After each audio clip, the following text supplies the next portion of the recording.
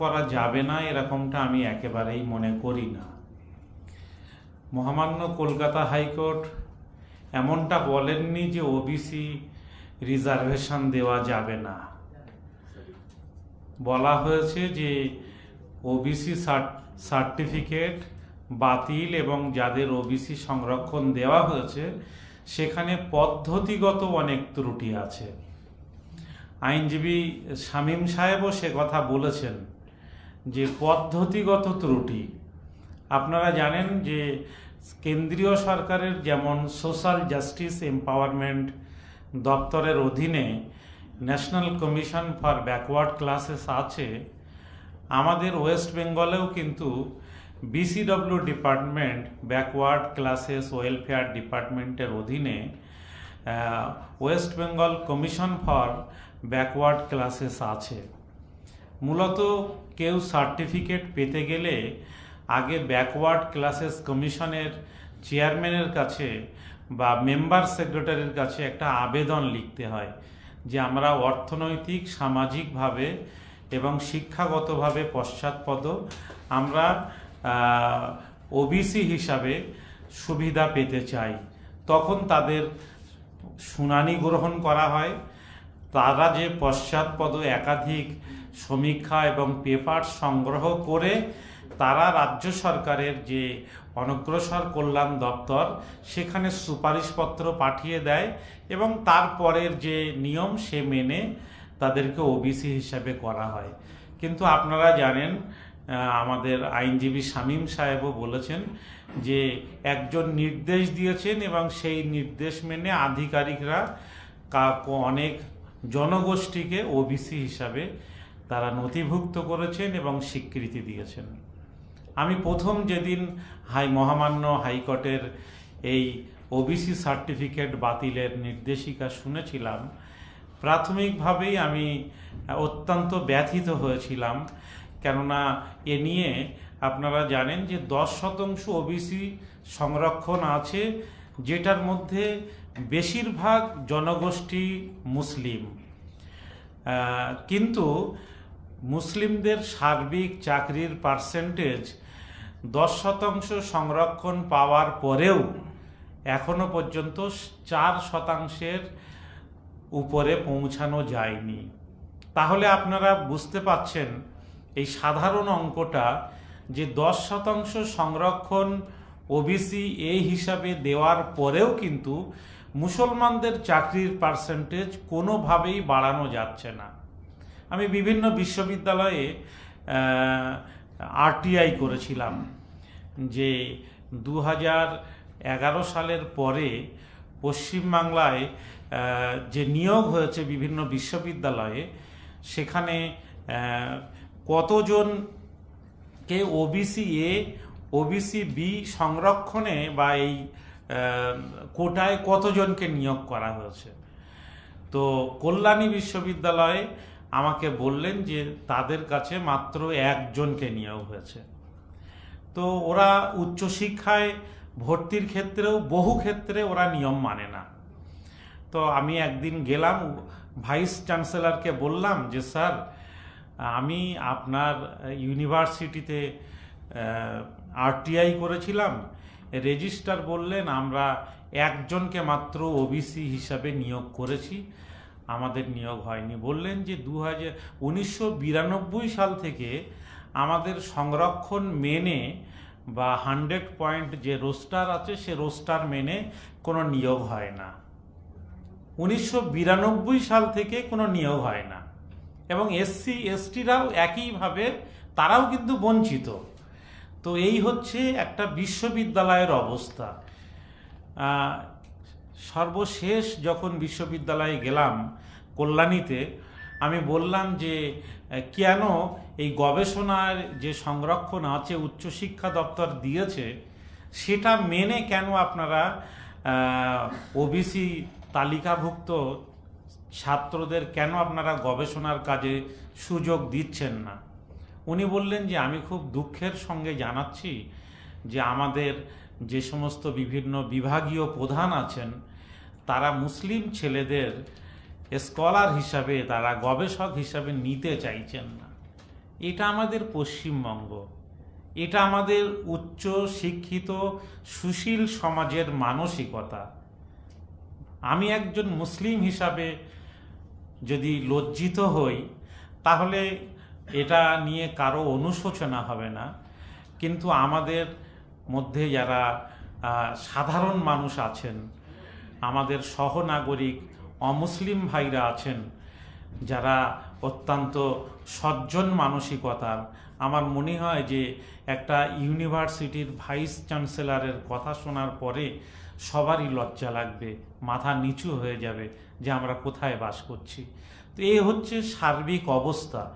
মহামান্য উচ্চ আদালতের রায় শোনার পরে আমার প্রথম প্রতিক্রিয়া ছিল যে হাইকোর্ট যে পদ্ধতিগত ত্রুটির কথা বলেছেন, সেই পদ্ধতিগত ত্রুটিগুলোকে সংশোধন করে ওবিসি সার্টিফিকেটগুলোকে ভ্যালিড করা হোক এবং ওবিসি সংরক্ষণ বিধিটা চালু রাখা হোক। কিন্তু তার জন্যে 1 মাসের মধ্যে মহামান্য উচ্চ আদালতে রিভিউ পিটিশন করার দরকার ছিল। যখন আমরা দেখলাম যে 20 দিন কেটে গিয়েছে, উচ্চ আদালতে, সর্বোচ্চ আদালতেও যাওয়া হলো না, উচ্চ আদালতেও রিভিউ পিটিশন করা হলো না, আমাদের একটি ছোট্ট সংগঠন আছে, তার পক্ষ থেকে আমি বিসিডব্লিউ ডিপার্টমেন্টে গেলাম। প্রিন্সিপাল সেক্রেটারিকে আগাম জানানো ছিল, কিন্তু তিনি নেই। জয়েন্ট সেক্রেটারিকে জিজ্ঞাসা করলাম, উনি বললেন যে বিসিডব্লিউ ডিপার্টমেন্টের যিনি প্রধান সচিব, তিনি শুধু আমাদের দপ্তরে বসেন না, আরও 3টে দপ্তরে বসেন এবং বেশিরভাগ সময়ে তাকে নবান্নতেও বসতে হয়। ফলে এই কলকাতা হাইকোর্টের রায় এবং এই বিষয়ে কি সমাধান আসবে বা কি সরকারি উদ্যোগ নেওয়া হবে, এ বিষয়ে খুব বেশি সময় তার হাতে নেই। তো আমরা অবহেলিত, বঞ্চিত, ফলে আমাদের নিয়ে বেশি ভাবনা থাকবে, এটা ভাবাটা অন্যায়, না ভাবাটাই ঠিক। যারা আইনজ্ঞ আছেন, মানে বিশেষ করে বিচারপতি, মানে যারা আইনজীবী আছেন, আমি তাদের কাছে শুধু একটা প্রশ্ন বা আমার একটা জানার আছে, সেই বিষয়ে বলতে চাই যে আপনারা জানেন যে 2014 সালে আমাদের কেন্দ্রীয় সরকারের যে সোশ্যাল জাস্টিস এম্পাওয়ারমেন্টের ডিপার্টমেন্ট, তারা ন্যাশনাল কমিশন ফর ব্যাকওয়ার্ড ক্লাসেসের সুপারিশ মেনে এই রাজ্যের 34টা জনগোষ্ঠীকে তারা ওবিসি হিসাবে স্বীকৃতি দিয়েছিলেন 2014 সালে। যেহেতু রাজ্য সরকারের পদ্ধতিগত ত্রুটি থাকলেও কেন্দ্রীয় সরকারের তো পদ্ধতিগত ত্রুটি থাকার কথা নয়, কেননা তখন ন্যাশনাল কমিশন ফর ব্যাকওয়ার্ড ক্লাসেসের যিনি চেয়ারম্যান ছিলেন, সুপ্রিম কোর্টের অবসরপ্রাপ্ত বিচারপতি ভি ঈশ্বরিয়া, আমি 2-3বার তার সঙ্গে দেখা করেছি, কমিশনেও গিয়েছি। তো সেখানেও আমি দেখেছি যে তারা কিন্তু পদ্ধতি মেনেই সংরক্ষণটা দিয়েছেন। ফলে সেই সংরক্ষণটা নিয়েও কিন্তু যাতে রাজ্যে আমরা আপাতত স্বীকৃতির পাওয়ার ক্ষেত্রে কোনো অসুবিধা না হয় সেটা দেখা দরকার। আর আমি ছাত্র জীবন থেকেই আমি আইনের পথে, আমাদের মতো সাধারণ নাগরিকদের জন্যে আইনের পথটা অত্যন্ত কঠিন, সেই জন্য আমি আন্দোলনের পথটা বেশি পছন্দ করি। আমি প্রথম দিন থেকেই বলেছি যে সরকারকেই উদ্যোগ নিতে হবে যে তারা ওবিসি সংরক্ষণ কিভাবে কার্যকরী করে রাখবেন। কেননা রাজেন্দ্র সচার কমিটির রিপোর্ট থেকে শুরু করে রঙ্গনাথ মিশ্র কমিশনের রিপোর্ট, সবাই বলেছেন যে মুসলমানরা অনগ্রসর, পশ্চাৎপদ। স্বাধীনতার পরবর্তী 75 বছর পরেও একটা বৃহত্তর জনগোষ্ঠী তারা কিভাবে অনগ্রসর হচ্ছে, তারা কিভাবে পশ্চাৎপদ থাকছে, এই ভাবনা সরকার ভাবতে বাধ্য। আমরা অপদার্থ, আমরা নপুংসক, অকপটে স্বীকার করছি, আমরা সরকারকে ভাবতে বাধ্য করাতে পারি না। আমি দৃঢ়তার সঙ্গে সকলের কাছে আবেদন করব, আমরা যদি নিজেরা মানসিকভাবে শক্তিশালী হই এবং আমরা যদি ঐক্যবদ্ধ হতে পারি, তাহলে সরকার ভাববে, এবং সরকার ভাবার জন্যে সরকারের কাছে যেতে হবে না, সরকারের প্রতিনিধিরা আমার আপনার কাছে আসবে এবং তারা এর সুষ্ঠু সমাধান করতে বাধ্য হবে। সেই জন্যে আইনের পথে যারা আইনের মানুষ তারা যাবেন, কিন্তু আমাদের মতো গণ আন্দোলনের কর্মীদের কাছে আমি অনুরোধ করব, আসুন ঐক্যবদ্ধ আন্দোলন গড়ে তুলি, তবেই সমাধান হবে।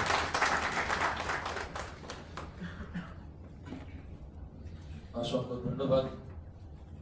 গুরুত্বপূর্ণ বেশ কিছু পরামর্শ মতামত দিয়েছেন সারা বাংলা যুব ফেডারেশনের কামরুজ্জামান মহাশয়। আমরাও আজকের আলোচনা থেকে একটা সমাধান সূত্র এইরকম উঠে আসুক যে আইনের বিষয়ে আইনজীবীরা দেখবেন। আরো একজন আইনজীবীকে আমরা পেয়েছি, সুপ্রিম কোর্টে প্র্যাকটিস করেন, আইনজীবী মোতাহার হোসেন সাহেব। আইনের জন্য একটা ইউনিট বা একটা যোগসূত্র গড়ে তোলার জন্য আরো যারা রয়েছেন, স্বামী আহমেদ এসছিলেন, আরো কেউ যদি থাকেন তাদের সঙ্গে একসঙ্গে পদক্ষেপ গ্রহণের জন্য যদি বোঝাপড়াটা ঠিক থাকে তাহলে মামলা ফাইল করতেও অনেকেই মতামত দিয়েছেন। এছাড়া পথে আন্দোলনের কথা বললেন, এটা আমরাও চাইবো। আলিয়া বিশ্ববিদ্যালয়ের বেশ কিছু ছাত্র এসছে বা অন্যান্য ছাত্র সংগঠন এসছে, তারা পথে নেমে আন্দোলন, এটা প্রয়োজন রয়েছে। আমরা এখন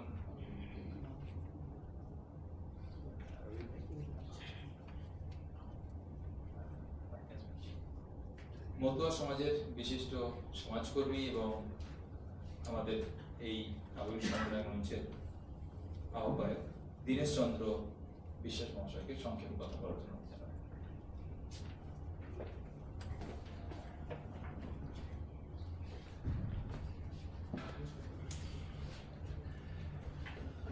নমস্কার, সকলকে সংগ্রামী অভিনন্দন জানিয়ে আমি সংক্ষিপ্তভাবে বলছি এই কারণেই, আমাকে আবার এখান থেকে যাওয়ার কথা লালবাজারে। এর আগে আলিপুর কোর্টে গেছিলাম, তারপরে যাওয়ার কথা লালবাজারে। মির্জা ভাইয়ের কথা শুনে এবং নওশাদ ভাইয়ের এই মানে এই আহ্বানে আমাকে আহ্বায়ক হিসাবে এখানে ডাকা হয়েছে। যাই হোক, যুগ্মভাবে আমরা আহ্বায়ক বলে একজন বলেছেন। আমি এইটুকুনি বলবো যে আজকে ভারতবর্ষ তথা পশ্চিমবঙ্গের যে অবস্থা, যেটা অনেকেই বলছেন যে আমরা একটা সামাজিক সংগঠনের পক্ষ থেকে আমরা ডেকেছি, আসলে তো কোনোটাই সবটাই সামাজিক বলি আমরা, কিন্তু সবকটার পেছনেই রাজনৈতিক অভিসন্ধি থাকে এবং রাজনৈতিক সিদ্ধান্ত থাকে। এর পেছনেও রাজনৈতিক সিদ্ধান্ত আছে, কারণ আমাদের সমাজে যে সমস্ত মানুষ দীর্ঘদিন ধরে বঞ্চিত হচ্ছে, সে স্বাধীনতার আগে থেকে এবং স্বাধীনতার পরে, আম্বেদকর সাহেব যে সংবিধান রেখেছেন, সেই সংবিধানে এসসি এসটিদের যে প্রভিশন রেখে গেছে, পরবর্তী পর্যায়ে ওবিসিদের যে সংরক্ষণের প্রভিশন মণ্ডল কমিশনের মাধ্যমে আমরা পেয়েছি। এই এসসি এসটি ওবিসিরা সারা ভারতবর্ষে প্রায় 85% মানুষ, তারা কিন্তু দীর্ঘদিন ধরে বঞ্চিত হচ্ছে। এই বঞ্চনার শিকার হতে হতে আমরা আজকে শেষ জায়গায় পৌঁছেছি।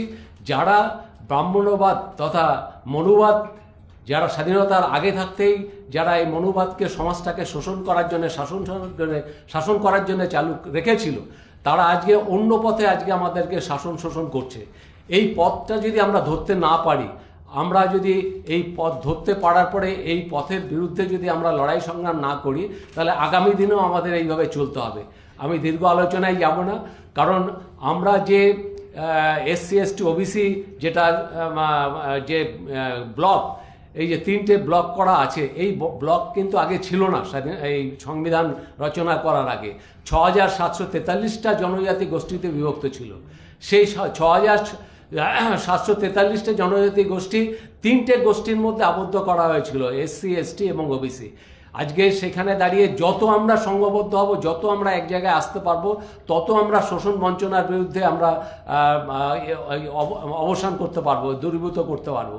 আমাদের যে সমাজের যে আমাদের ভাগিদার, মানে যার যত সংখ্যা বাড়ি তার তত ভাগিদার, এই যে পদ্ধতি, এটা কিন্তু আমরা বঞ্চনার শিকার হচ্ছি। আমরা বিভিন্ন সম্প্রদায় বিভিন্ন ভাগে বিভক্ত হয়ে রয়েছি, যার জন্যে আজকে আমাদেরকে এই বঞ্চনার শিকার হতে হচ্ছে। আমরা একটা মতুয়া এবং দলিত আদিবাসীদের নিয়ে আমরা কাজ করছি, আমাদের মূল নিবাসী বহুজন ঐক্য মঞ্চ। এই মূল্যবাসী বহুজন ঐক্য মঞ্চ সারা পশ্চিমবঙ্গে জুড়ে বিভিন্ন গ্রামে গঞ্জে কাজ করছে। সেই করতে যে আমরা প্রশাসনিকভাবে বিভিন্ন সময় কেস এবং শোষণ শাসন ধমকির সম্মুখীন হতে হচ্ছে, যার জন্যে আমরা আজকে চাইছি যে সমস্ত মানুষকে সংঘবদ্ধ করে সেখানে minority community, OBC, ST, SC সবাই মিলে আমরা যৌথভাবে যদি একটা মঞ্চ তৈরি করে এগোতে পারি, তাহলে এই যে বঞ্চনা, ইচ্ছাকৃত বঞ্চনা, এই বঞ্চনা থেকে আমরা বেরিয়ে আসতে পারবো। আমি আলোচনায় দীর্ঘ করতে চাই না, সকলকে সংগ্রামী অভিনন্দন জানিয়ে মূল্যবাসী বহুজন ঐক্য মঞ্চ থেকে আপনাদের আবারও সংগ্রামী অভিনন্দন জানিয়ে আমার বক্তব্য শেষ করছি। আমি একটু বেরিয়ে যাব, সেই অনুমতিও চাইছি। ধন্যবাদ দীনেশ চন্দ্র বিশ্বাস মহাশয়কে। আমরা এখন আলোচনা শুনবো আমাদের সেন্ট জেভিয়ার্স কলেজের বিশিষ্ট অধ্যাপক রবিউল ইসলাম মহাশয়ের পক্ষ থেকে। এখন মাইক্রোফোনে অধ্যাপক রবিউল ইসলাম। সকলকেই আমার আন্তরিক সালাম ও অভিনন্দন। দুপুরের ভাত ঘুম ছেড়ে আপনারা এসেছেন এবং আমরা সুন্দর আলোচনা শুনেছি অনেকক্ষণ ধরে। আমি তার সঙ্গে একটা দুটো কথা যোগ করতে চাই। কিছুক্ষণ আগেই আমরা শুনলাম যে এই ইস্যুটা, যে ইস্যু নিয়ে আজকের আলোচনা, এটা পলিটিক্যাল না সোশিওলজিক্যাল। আমার যেন মনে হয়েছে এটা বোথ সোশিও পলিটিক্যাল। তো আমাদের ছাত্র প্রতিনিধি হিসেবে তিনি পলিটিক্যাল অ্যাঙ্গেলে অনেক কথা বলেছেন বা অন্যান্যরা। আমি সোশ্যাল যে জায়গাটা, যে এসসি এসটি হিসেবে আমাকে বঞ্চিত করা হচ্ছে, ওবিসি হিসেবে বঞ্চিত করা হচ্ছে, এটা রাজনীতি মেন, কথা বারবার হয়েছে। কিন্তু সোশ্যাল এর রুটটা আরও ডিপে, সোশিওলজিক্যাল রুট আরও ডিপে। আমি জাস্ট একটা এক্সাম্পল দিচ্ছি, অনেক এক্সাম্পল দেওয়া যেতে পারে, কিন্তু আমি সংক্ষেপ করার জন্য একটা কথা বলছি। Saint Xavier's college minority status প্রাপ্ত, তারা বাধ্য নয় সরকারি রিজার্ভেশন পলিসি মেনে চলতে। তা সত্ত্বেও তারা সরকারের মোটামুটি রিজার্ভেশন সব কিছুই মেনে চলতো, কিন্তু 2017-র আগে অবধি কোনো ওবিসি রিজার্ভেশন ওখানে ছিল না, কোনো টাইপের ওবিসি রিজার্ভেশন ছিল না। 17 সালে আমি অ্যাডমিশন কমিটিতে আসি। অ্যাডমিশন কমিটির 60 জন মেম্বার, এরকম হলে যখন মিটিং হচ্ছে, অ্যাডমিশনের যে পোর্টফোলিও সেটা প্রিন্সিপাল একটা একটা করে উল্টাচ্ছেন, একদম লাস্ট পেজে হচ্ছে রিজার্ভেশনের বিষয়টা আছে। তো উনি সেই পাতাটা জাস্ট উল্টে দিয়ে বললো তাহলে ওটা অ্যাজ ইট ইজ থাক। এবার আমি জানতাম আগে থেকে যে ওবিসি রিজার্ভেশন নেই, সেই কারণে আমাদের ক্লাসগুলোতে আমরা দেখতাম যে মাইনরিটি কমিউনিটির ছেলে মেয়ে একটা দুটো এরকম, রেয়ারলি, কারণ হাই কাট অফ, ওখানে ভর্তি হওয়া ডিফিকাল্ট। কাট অফ হচ্ছে 93%, কি করে ভর্তি হবে? এবারে আমি তখন হাত উঁচু করলাম, তো আমাকে জিজ্ঞেস করা হলো যে কি ব্যাপার। তা আমি বললাম যে ওবিসি রিজার্ভেশন এটা একটা কনস্টিটিউশনাল রাইট। আপনার হাবিজাবি অনেক রিজার্ভেশন আছে ওখানে, যেমন তাদের অর্গানাইজেশনের কারণে 10% রিজার্ভেশন আছে ফর ক্যাথলিক খ্রিস্টান, প্রোটেস্ট্যান্টে পাবে না কিন্তু। তো এত সমস্ত রয়েছে, একটা কনস্টিটিউশনাল রাইটকে কেন জাস্ট পাতা উল্টে চলে যাওয়া হবে? তো তখন ওই হলে প্রিন্সিপাল তখন আমার কথাটা শুনে বললেন যে তাহলে এটা ডিসকাশনের জন্য ওপেন করা হোক, যেহেতু নতুন ইস্যু। তো ওপেন করার পরে ওই হলে যে কমেন্টগুলো এসেছিল সেগুলো ভীষণ ভয়ঙ্কর। সেই কমেন্টগুলো যারা করেছিল তাদের প্রতিনিধি কিন্তু কোর্টে মামলাটা লড়েছে, এটা মনে রাখতে হবে। সুপ্রিম কোর্টেও লড়বে।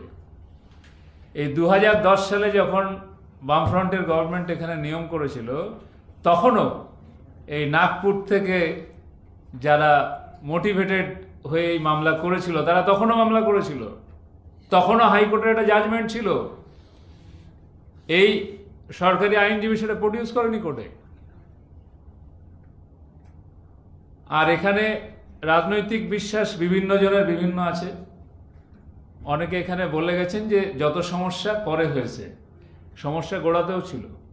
2010-এ যখন এটা হচ্ছে তখনও সরকারের কাছে সব সুযোগ ছিল ওবিসি কমিশনের ওপিনিয়ন নেয়নি, কিন্তু সার্ভে করেনি তা না, তারা একটা পদ্ধতি মেনে সার্ভে করেছে। যেমন ক্যালকাটা ইউনিভার্সিটির স্ট্যাটিস্টিক ডিপার্টমেন্টকে দায়িত্ব দিয়েছিল, অ্যানথ্রোপোলজি ডিপার্টমেন্টকে দায়িত্ব দিয়েছিল, কাজকর্ম করেছেন অনেক সেই সময়ের লোকরা। কিন্তু ওবিসি কমিশনের যে সুপারিশটা নিতে হবে সেটা তাদের কি জানা ছিল না? আমি বলবো ইচ্ছে করে নেয়নি। কারণ সেখানেও যারা প্রতিনিধিত্ব করছিল সেই শস্যের মধ্যে বলে ভূত ছিল। এই যে সুপ্রিম কোর্টে যাওয়া হয়েছে, এখানেও শস্যের মধ্যে ভূত থাকবে। এবং আমি বলছি ওই 2010 সালে কর্ণাটক হাইকোর্ট একই রকম একটা রায় দিয়েছিল ওখানে মুসলিমদের রিজার্ভেশন নিয়ে।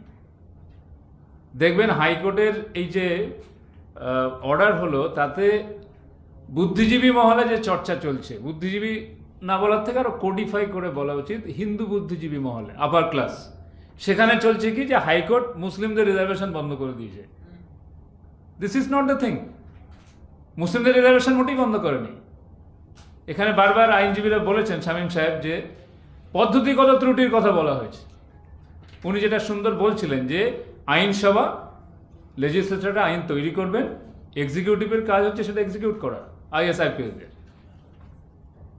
আমাদের গণতন্ত্রের যে 3টে স্তম্ভ, আইনসভা, এদিকে এক্সিকিউটিভ, আর হচ্ছে জুডিশিয়ারি, আর 4র্থ স্তম্ভ এখানে সব রয়েছে লম্বা লম্বা যে দাঁড় করানো। তো যাই হোক, যে কথাগুলো আমি বলছি যে এর সোশিওলজিক্যাল রুট কিন্তু অনেক ডিপে। আমরা যদি ভাবি যে সরকার আমাদের প্রতিনিধিত্ব করছে, তারা সমস্ত করে দেবে, কর্ণাটক হাইকোর্টে যে রায় হয়েছিল সেইটাও কিন্তু এখনো সেটেল হয়নি। ওই একই রকম এরা যেমন SLP করেছে সুপ্রিম কোর্টে গিয়ে, ওটা ওখানে স্টে করে সেই ওবিসি সার্টিফিকেট চলছে, কিন্তু এখনো কোনো ভার্ডিক্ট আসেনি সুপ্রিম কোর্ট থেকে।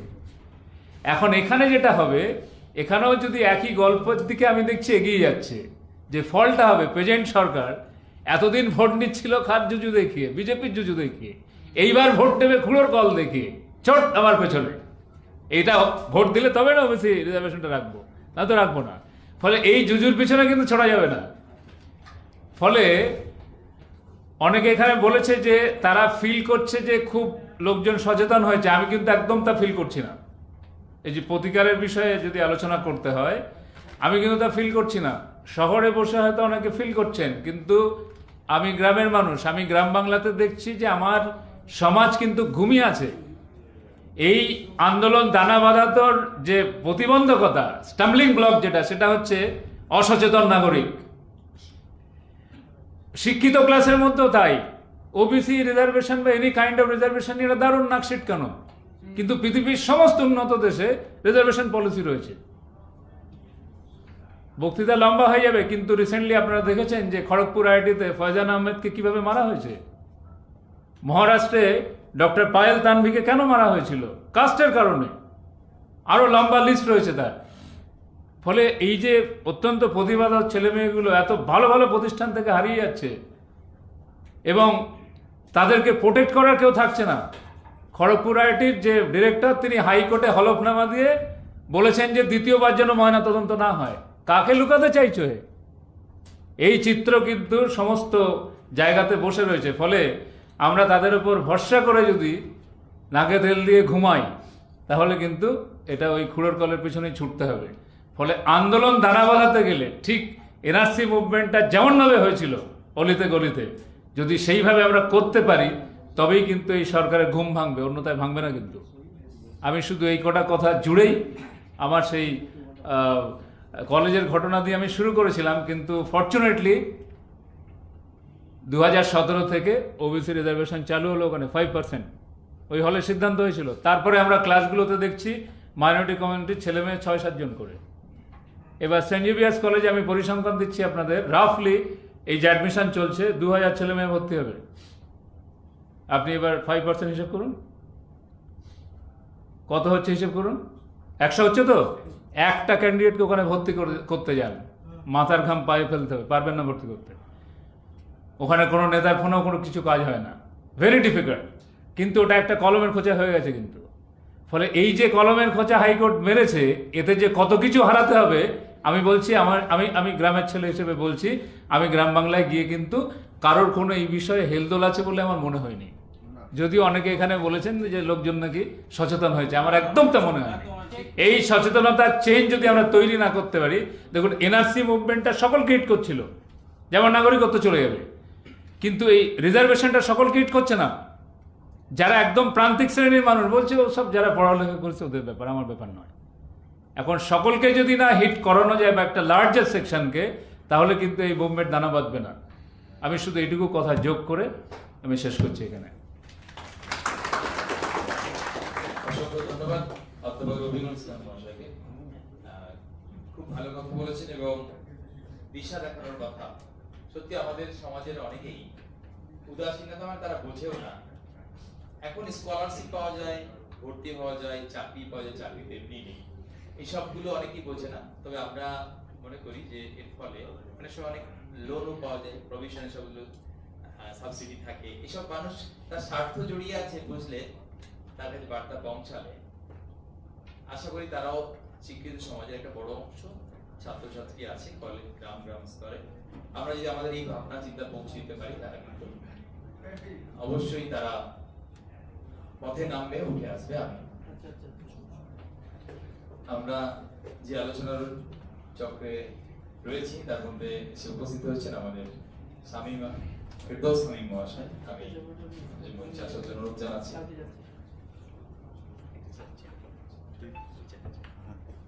আমাদের মধ্যে আরো বেশ কয়েকজন আলোচক রয়েছেন, আমরা আলোচনা শুনবো, এবং যারা বিভিন্ন সংগঠনের প্রতিনিধি হিসেবে রয়েছেন।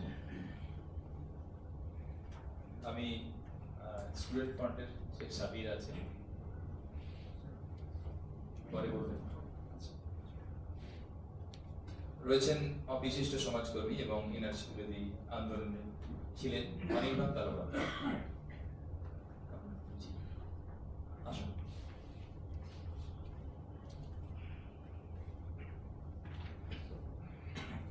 আমাদের মধ্যে রয়েছেন আলিগড় মুসলিম বিশ্ববিদ্যালয়ের অধ্যাপক মফিকুল ইসলাম।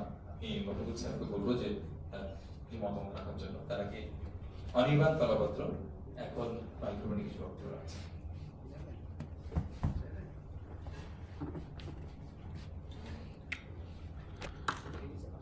ধন্যবাদ।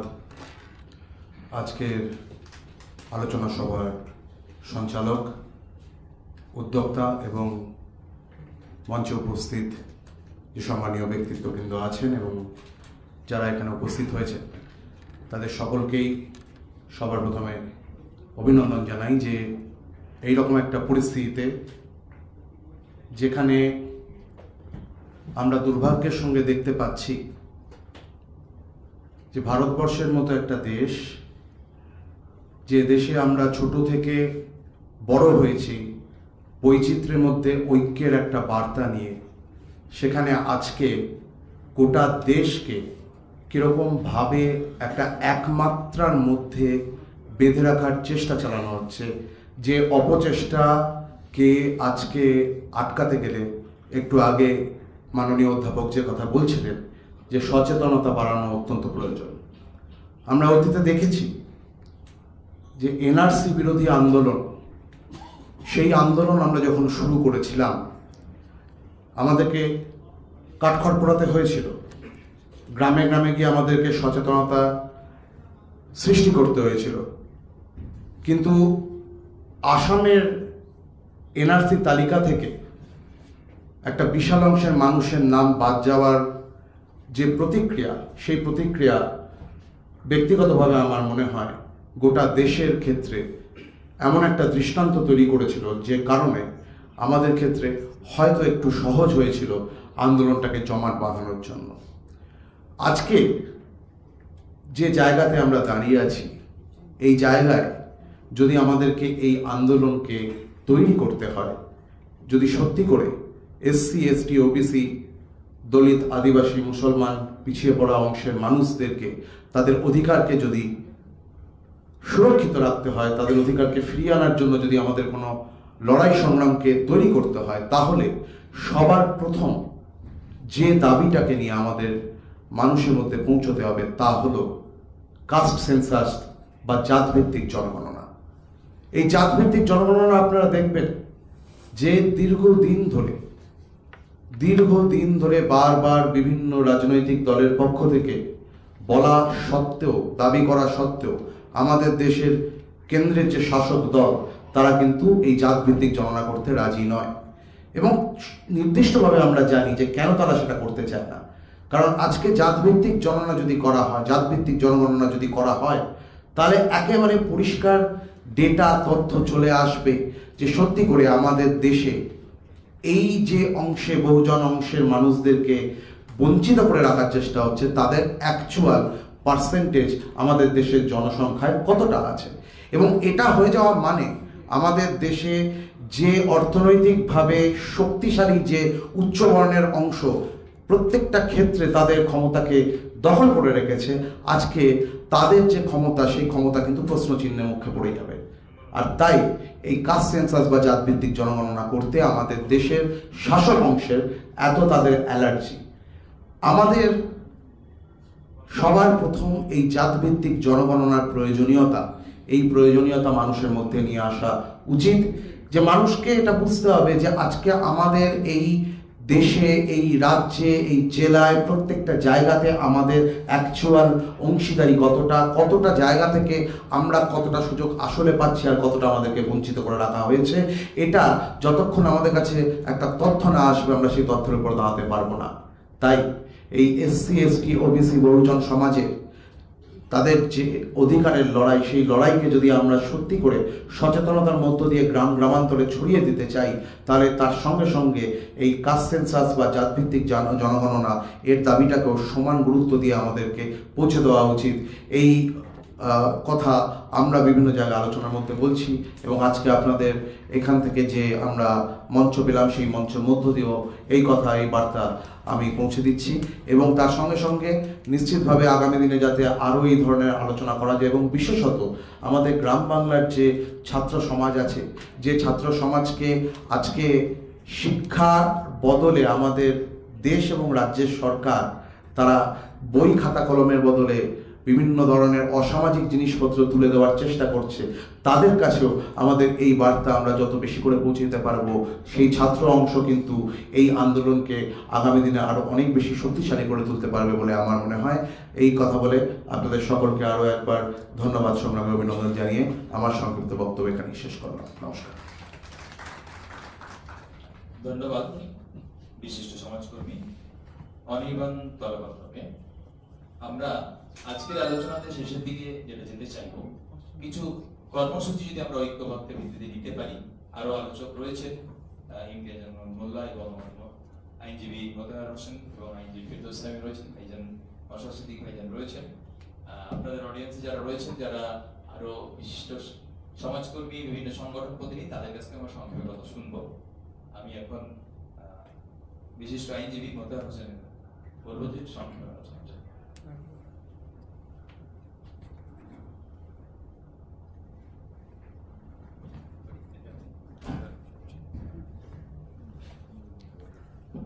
ধন্যবাদ মঞ্চ সঞ্চালক সাহেব আর এখানে উপস্থিত বিধায়ক মাননীয় নওশাদ সিদ্দিকী সাহেব এবং বিশিষ্ট বক্তাবৃন্দ। অ্যাকচুয়ালি একটু আগে প্রফেসর রবিউল সাহেব যেটা বললেন, তো ওটাকে আমি একটু এক্সটেন্ড করব, কারণ অলরেডি আমরা শুনেছি এখানে সামাজিক দিকটা, রাজনৈতিক দিকটাও শুনলাম। তো আমি নিজেকে একদম কনফাইন্ড করবো, রেস্ট্রিক্ট রাখবো লিগ্যাল বিষয়টা। তো উনি বললেন যে সোর্সের মধ্যে ভূত। অ্যাকচুয়ালি সোর্সের মধ্যে ভূত বলতে উনি কী বলতে চেয়েছিলেন, মানে সরকার যে সুপ্রিম কোর্টে লিগ্যাল রিপ্রেজেন্টেশন দেবে সম্পূর্ণ তথ্য পেশ করবে না, তাই না? কোনো কিছু আটকে রাখবে, যে ওখানে লাইন অফ আর্গুমেন্ট হবে সেটা হয়তো কিছুটা সিলেক্টেড আর্গুমেন্ট হবে। তো এই যে সোর্সের মধ্যে ভূত, এই ভূতকে আমরা এক্সারসাইজ কিভাবে করব, ভূত তাড়াবো কিভাবে, আছে তার পদ্ধতিও আছে। আমি এই যে বিভিন্ন সামাজিক সংগঠন আছে, দীর্ঘদিন থেকে কন্ট্যাক্টে আছি, প্রত্যেক দিন 2-3টে সংগঠনের সাথে অনলাইন মিটিং হচ্ছে। আমি নিজেকে যেটা এখন বলতে যাচ্ছি এর বাইরে আমি ওখানেও বলি না, কেন কি যার যেটা একাডেমিক ব্যাকগ্রাউন্ড, সামাজিক ব্যাকগ্রাউন্ড, উনি সেই লাইনেই নিজের বক্তব্য রাখবেন, আর সেটা স্বাভাবিকও। আর সেখান থেকেও আমাদের অনেক কিছু শেখার আছে, কেন কি এই যে সমাজ, সব কিছু নিয়ে সমাজ, তা আর্থিক দিক আছে, সামাজিক দিক আছে, রাজনৈতিক দিক আছে, সব কিছুই আমাদের সঙ্গে নিয়ে চলতে হবে। তো সোর্সের মধ্যে ভূত এটাকে আমরা কিভাবে মানে লিমিটেড রাখবো কিংবা সম্পূর্ণভাবে সেই ভূত তাড়াবো, তো যেটা আমাদের উচিত, এখানে যতগুলো সংগঠন আছে, সামাজিক সংগঠন, রাজনৈতিক সংগঠন না থাকাই ভালো, বিশেষ করে সামাজিক সংগঠন, তো ওদের উচিত এখানে যে সুপ্রিম কোর্টে অলরেডি যারা এখানে পিটিশনার ছিল হাইকোর্টে, বিভিন্ন ওখানে কয়েকটা ছিল, তার মধ্যে আত্মদ্বীপ যেটা মেন, ওরা ক্যাভিয়েট দিয়েছিল। তারপরে 18 তারিখে, এই 18 জুন সরকার আমাদের স্পেশাল লে পিটিশন ফাইল করেছে। সেটা এখন স্ক্রুটিনি স্টেজে আছে, মানে ওখানে যেসব ডকুমেন্টস দেওয়া হয় সেই ডকুমেন্টস কতটা ডিফেক্টিভ আছে, সেই ডিফেক্ট কিউ করতে হয়, মানে স্ক্রুটিনি ওটা একটা প্রসেস আছে, সুপ্রিম কোর্টের প্রসেস। তো এই প্রসেস কিছু লিমিটেড টাইম থাকে, ধরে নিন 15 দিন, সেই 15 দিনের মধ্যে এগুলো সব মানে ডিফেক্ট কিওর করা হয়। কেন কি সুপ্রিম কোর্ট সে সব জায়গাতেই আছে, হাইকোর্টেও আছে, মানে যতক্ষণ না পারফেক্ট ফাইল থাকবে, সেই ফাইলটা অ্যাডমিনিস্ট্রেটিভ ডিপার্টমেন্ট থেকে যেটা হচ্ছে আপনার জুডিশিয়ারি মানে বেঞ্চে, সেটা বেঞ্চে যাবে না, আর বেঞ্চে না গেলে সেই কেসটা লিস্ট হবে না, মানে অ্যাডমিনিস্ট্রেটিভ ডিপার্টমেন্ট সেই কেস লিস্ট করে। আর আমার তো যেমন সংবাদপত্র সবাই পড়ি, মাস্টার অফ দ্য রোস্টার, এগুলো তো আমরা সবাই জানি, চিফ জাস্টিস কেস অ্যাসাইন করেন কোনো একটা বেঞ্চকে। আর সুপ্রিম কোর্টে একটা জিনিস যেমন হচ্ছে, এখানে যেমন ডিভিশন বেঞ্চ, সুপ্রিম কোর্টে মিনিমাম 2 জন জাজ বসেন, কিন্তু ওটাকে ডিভিশন বেঞ্চ বলা হয় না, ওটা সিঙ্গেল বেঞ্চই হয়। 2 জন জাজ, আর যেন চিফ জাস্টিস যেটা বসেন সেখানে 2 জন থেকে বেশি হন, সাধারণত 3 জন হন, কিন্তু সবসময় কেউ না কেউ নতুন জাজ থাকেন, পিউনি জাজ আমরা বলি, সে নতুন জাজ, ট্রেনিং জাজ বলতে পারেন সুপ্রিম কোর্টে, যদিও উনি যে ট্রেনিং জাজ উনি নিজেই 60+ হন, কিন্তু ওখানে কিছুদিন মানে চিফ জাস্টিস আর সেকেন্ড জাজ আর উনি থার্ড পিউনি জাজ থাকেন। তো কিন্তু ওখানে যা বেঞ্চ স্ট্রাকচার হচ্ছে সেটা মানে 2 জন জাজের সিঙ্গেল বেঞ্চ, আর 2 জন জাজের কম সুপ্রিম কোর্টে কোনো ম্যাটার লিস্ট হয় না, মানে হিয়ারিং হয় না। তো এই যে ডিফেক্ট কিওর হবে তারপরে সেটা লিস্ট হবে ম্যাটার। তো ধরে রাখুন মোটামুটি 10 দিন, 12 দিন, 15 দিন এরকমভাবে। তো এই যে সোর্সের মধ্যে ভূত, ওটা আমরা কীভাবে তাড়াবো? তো এই যে সমস্ত সংগঠন আছে, আমাদের সামাজিক সংগঠন, সবাইকে আমি অনুরোধ করব, ওনারা সবাই, হ্যাঁ এখানে আপনি একজন ইন্ডিভিজুয়াল হতে পারেন, কেন কি এখানে সবাই হচ্ছে অ্যাগ্রিড পার্টিকে এখানে এই যে জাজমেন্টটা হয়েছে, সেই জাজমেন্টের মার কে খাচ্ছে, যে মার খাবে সে হচ্ছে অ্যাগ্রিড পার্টি। সে একজন সাধারণ ব্যক্তি হতে পারে, একজন ইন্ডিভিজুয়াল হতে পারে, আবার যে সোশ্যাল ক্লাস তো আছেই। এখানে ব্যাপারটা অ্যাকচুয়ালি এখানে কাস্ট নয়, ক্লাস হচ্ছে ব্যাকওয়ার্ড ক্লাস, কাস্ট নয়। তো যে কাস্ট এখান থেকে ক্যান্সেলড কাস্ট, তো কাস্ট গ্রুপ হতে পারে, একজন ইন্ডিভিজুয়াল হতে পারে যার সার্টিফিকেট ক্যান্সেল হয়েছে, কিংবা এই যে সামাজিক সংগঠন যারা এইসব নিয়ে কাজ করছে, যেমন এখানে আমরা কাজ করছি, এই 3 ক্লাসের মানুষ ওখানে লিগাল রিপ্রেজেন্টেশন দিতে পারে। কি করে? সুপ্রিম কোর্টের প্রসেস আছে, ইমপ্লিমেন্ট অ্যাপ্লিকেশন কিংবা ইন্টারভেনশন অ্যাপ্লিকেশন, দুটো খুব বেশি ডিফারেন্স নেই মানে ইমপ্লিডার আর ইন্টারভেনার মধ্যে। তো সেই ইমপ্লিমেন্ট অ্যাপ্লিকেশন দিয়ে আপনি সুপ্রিম কোর্টে জয়েন করতে পারেন। তো আমি অনুরোধ করব এখানে ম্যাক্সিমাম পার্টি যেন সুপ্রিম কোর্টে জয়েন করে, তাহলে কি হবে, এই যে সোর্সের মধ্যে ভূত যেটা আমরা স্পেকুলেট করছি কিংবা কনসার্ন শো করছি, কি হয়তো সরকার সম্পূর্ণ জিনিসটা ওখানে বলবে না যেগুলো বলা উচিত। তো এই যে বিভিন্ন সংগঠন থাকবে, বিভিন্ন সংগঠনে বিভিন্ন আপনার ওখানে লয়ার থাকবে, তো যে লাইন অফ আর্গুমেন্টটা হয়তো আমরা চাইছি আর সেই লাইন অফ আর্গুমেন্ট ওখানে হচ্ছে না, তো ওখানে তো আপনি কোনোভাবেই ইন্টারফেয়ার করতে পারবেন না। তো আপনি ইন্টারফেয়ারটা কীভাবে করবেন? ইন্টারফেয়ারটা আপনি করবেন সেই যে ইমপ্লিডার আর ওদের অ্যাডভোকেট দিয়ে, কেন এখানে আপনি একদম স্বতন্ত্র আছেন, ইন্ডিপেন্ডেন্ট আছেন কি আপনি কী লাইনে আর্গুমেন্ট করবেন। তো এই যে সোর্সের মধ্যে ভূত, এই ভূতকে আপনি অনেকটাই তাড়াতে পারবেন। আর যেহেতু যত বেশি পার্টি থাকবে, মনে করুন এখানে 25 ইমপ্লিমেন্ট অ্যাপ্লিকেশন হয়ে গেল, তো অবশ্যই 25 জনের ধরে নিন মোটামুটি 70%, 80% কমন আর্গুমেন্ট থাকবে, কেন কি আমরা জাজমেন্টকে চ্যালেঞ্জ করছি, আর সেই বিষয়টা জাজমেন্টারি থাকবে। তো কমন তো থাকবে 80%, 80% কি 90% বা তার বেশি কমন থাকবে। কিন্তু যদি একটা পয়েন্টও, একটা গ্রাউন্ডও যদি এমন কিছু হয় যেটা সরকার বলছে না, আর যেটা কেসের জন্য খুবই রেলেভেন্ট, আর সেটা একজন অ্যাডভোকেট বলছে, এই যে আপনার ইমপ্লিটার অ্যাডভোকেট, কিন্তু সেটাও ইকুয়ালি অ্যাকসেপ্টেড হবে। আর এখানে এটা না কি আপনি 50টা গ্রাউন্ড দিচ্ছেন, কিন্তু সেই গ্রাউন্ড হয়তো ততটা রিলেভেন্ট না, আর কোনো একটা আপনার পিটিশনে একটাই গ্রাউন্ড আছে, কিন্তু সেই গ্রাউন্ডটা হচ্ছে ওখানে যাকে বলে না কি হাতুড়ি দিয়ে পেটানো, তার যে ইম্প্যাক্ট ঠিক ততটাই হবে। তো এখানে নাম্বার কাউন্ট করে না কতগুলো গ্রাউন্ড আছে, হ্যাঁ, কিন্তু সলিড গ্রাউন্ড কতটা আছে। তো এখানে আপনারা দেখুন, ভাবুন, চেষ্টা করুন কত গ্রুপ ওখানে পার্টি হতে চাইছে, পার্টি হতে পারছে। তো এই বিষয়টা অবশ্যই ভাবুন। বাকি আপনারা ডিসকাশন করুন। ডিসকাশন অ্যাকচুয়ালি এই যে আদান প্রদান, এখান থেকে আমরা সব কিছু শিখি। আর আমরা যেমন বলি না, আমরা যেমন হচ্ছে আইন, তো আমরা সবসময় আইনের নিজেদের ছাত্র মনে করি, আর সেই জন্য এটাকে প্র্যাকটিস বলে। সারা জীবন 90 বছর বয়স হয়ে গেলেও আমরা প্র্যাকটিসই করি। আমরা কনসেপ্ট পারফেক্ট হয় না, আর কারো পারফেক্ট হওয়ার চেষ্টাও করা উচিত না। নিজেকে তো ক্লেম করা একদমই মানে এটাকে হারাম বলুন। কেউ যদি নিজেকে মনে করে আমি পারফেক্ট হয়ে গেলাম, তো লিগাল প্র্যাকটিসে যে কোনো প্র্যাকটিস যেখানে চলে গেলো সেখানে কেউ পারফেক্ট হতে পারে না। হ্যাঁ, কিন্তু আমাদের সেই যে প্রচেষ্টা, সতত প্রচেষ্টা নিজেকে ইমপ্রুভ করার, আর সেই ইমপ্রুভমেন্টটা আসে এই যে ইন্টারপার্সোনাল ডিসকাশন থেকে। তো এইসব করুন, কোনো হার্ম নেই করতে। কিন্তু এটাও মনে রাখতে হবে কি আমরা যেমন এখানে ভাষণ রাজনৈতিক লাইনে না যাই, এটাকে একাডেমিক রাখাটাই ভালো। আর যত সম্ভব ওই যে জাজমেন্টটা, এখন এটা নিয়ে আমরা অনেক কিছু মানে আমরা করেছি, অ্যানালাইজ করেছি জাজমেন্টকে। তো এই রেস্ট্রিক্ট করা, জাজমেন্টের মধ্যে রেস্ট্রিক্ট করে থাকলে বেশি ভালো হয়।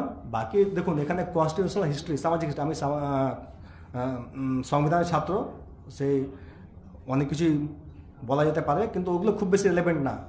এখন কথা হচ্ছে যে জাজমেন্ট, সেই জাজমেন্টকে আমরা কীভাবে অ্যাসেল করব, কীভাবে আঘাত করব।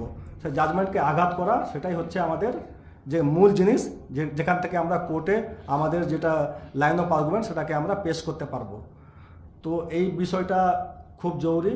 আর যেটা আমি বারবার বলছি, আপনারা দেখুন এই ইন্ডিভিজুয়ালি কে করতে পারবেন, সেই যে এগ্রিভড ক্লাস আছে সেই ক্লাস রিপ্রেজেন্ট করতে পারে, আর এই সোশ্যাল সামাজিক সংগঠন আছে সে করতে পারে। এইভাবে আপনার দেখুন, সময় আছে, সময়ের অভাব নেই। কেন কি এই যে ইমপ্লিমেন্ট অ্যাপ্লিকেশন, ইন্টারন্যাশনাল অ্যাপ্লিকেশন, তাতে সময় থাকে।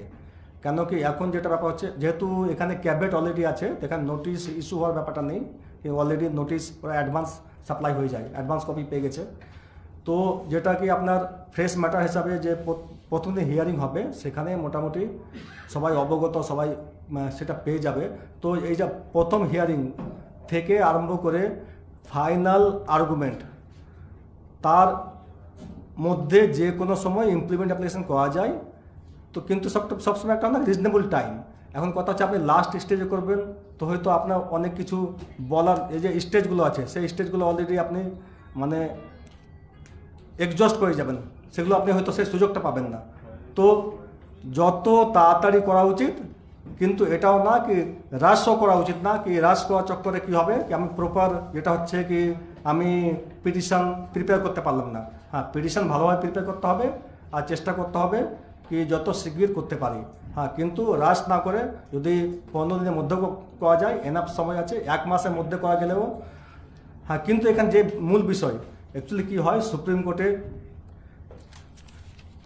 মূল বিষয় যেটা হচ্ছে, সুপ্রিম কোর্টে কী হয়, এই যে স্পেশাল লিভ পিটিশনে মানে যে মানে এখানে মানেতে লুকোনো আছে। পিটিশনটা কি, লিভে মানে হচ্ছে এখানে পারমিশন। এখানে অ্যাকচুয়ালি কী হয়, পিটিশন দায়ের করার আমরা পারমিশন চাইছি, সেটা আমার অ্যাকচুয়ালি এটা অটোমেটিক আমার অধিকার না। যেমন রিটটা হচ্ছে আমাদের অধিকার, আপিল আমার অধিকার। স্পেশাল লিভ পিটিশন এটা আমাদের একটা মানে অধিকার না। এখানে কোর্টের কাছ থেকে আমরা পারমিশন সিক করছি, আমাদের পারমিশন গ্রান্ট করা হোক যেন। কেন কি এই আমাদের যে কনস্টিটিউশনাল স্কিম আছে, এটাকে আমরা এইসব ব্যাপারে হাইকোর্টকে আমরা ফাইনালিটি মনে করি। আর যে সুপ্রিম কোর্ট হচ্ছে, সুপ্রিম কোর্ট যে রেয়ার ম্যাটার্স আছে সেই রেয়ার ম্যাটারগুলোকে এখন সেটা আলাদা ব্যাপার, এখানে আমাদের একটা চেক বাউন্সের কেস হয়, সেটাও সুপ্রিম কোর্ট চলে যায়। মানে এটা আপনার হয়তো শুনতে থাকবেন, বিভিন্ন সংবাদপত্রে বেরোয়, চিফ জাস্টিস প্রায় বলেন কি আমাদের কাছে যে কেসগুলো আসে তার মধ্যে 90% কেস কী হয়, সরকারি লিটিগেন্ট হয়, যেখানে আনইম্পর্টেন্ট কেসেস চলে আসে, যে কেসের খুব একটা ভ্যালু থাকে না, কিন্তু সেগুলো কেসও শুনতে হয়।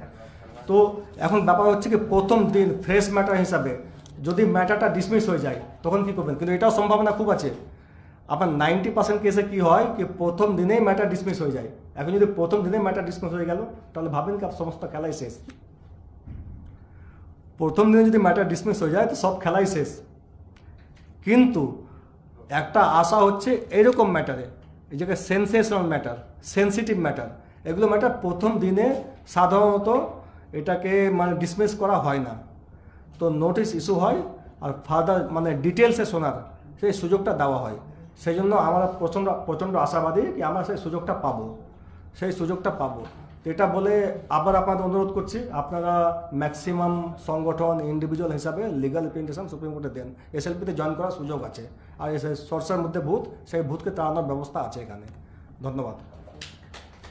ধন্যবাদ আইনজীবী মহাশয়কে, যে খুব সুন্দরভাবে তিনি আইনি বিষয়গুলোকে উপস্থাপন করেছেন আপনাদের সম্মুখে। পরবর্তীতে দীর্ঘ আলোচনার মাধ্যমে আমরা বেশ কয়েকটা বিষয় সামনে পেয়েছি। প্রথমত একটা সংগঠন বা একটা জোরালো প্ল্যাটফর্ম, যেখান থেকে দাঁড়িয়ে আমরা মূলত এই যে উনি বলছিলেন যে সোর্সের মধ্যে ভূত, সেই সোর্সের মধ্যে ভূতগুলো যেমন ভাবে আইনি পথে তাড়ানো যায়, অনুরূপ ভাবে গণ আন্দোলনের মাধ্যমে, যেমন অধ্যাপক রবিউল ইসলাম সাহেব বলছিলেন যে গণ আন্দোলনের মাধ্যমে যেমন ভাবে অনির্বাণ দা একটু আগে বলছিল যে যেভাবে এনআরসি আন্দোলনের সময় আমরা দেখেছি যে রাজ্য সরকারকে বিভিন্ন রকম ভাবে বা কোন সরকারকে সার্বিকভাবে চাপ তৈরি করে যেন আমরা আমাদের মূল লক্ষ্যে পৌঁছতে পারি, তার বিস্তর আলোচনা আমরা বিভিন্ন রকম শুনেছি। এবার সংক্ষিপ্ত আলোচনা করার জন্য আমি জনাব ইমতিয়াজ আহমেদ মোল্লা মহাশয়কে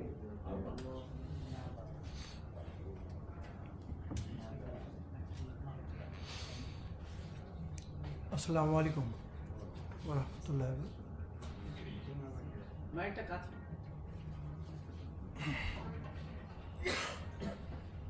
আজকের যেটা আলোচনার বিষয়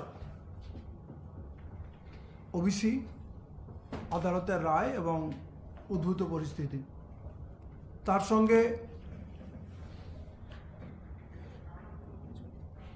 এসএসসির যে ব্যাপারটা আছে সেটাও আছে, আবার আরও অনেকগুলো বিষয় আছে, স্কলারশিপের ব্যাপার আছে, অ্যাডমিশনের ব্যাপার আছে, সব ওবিসি দ্বারা কানেক্টেড।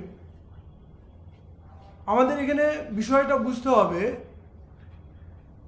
অধিকার আর ক্ষমতা দখলের এটা লড়াই।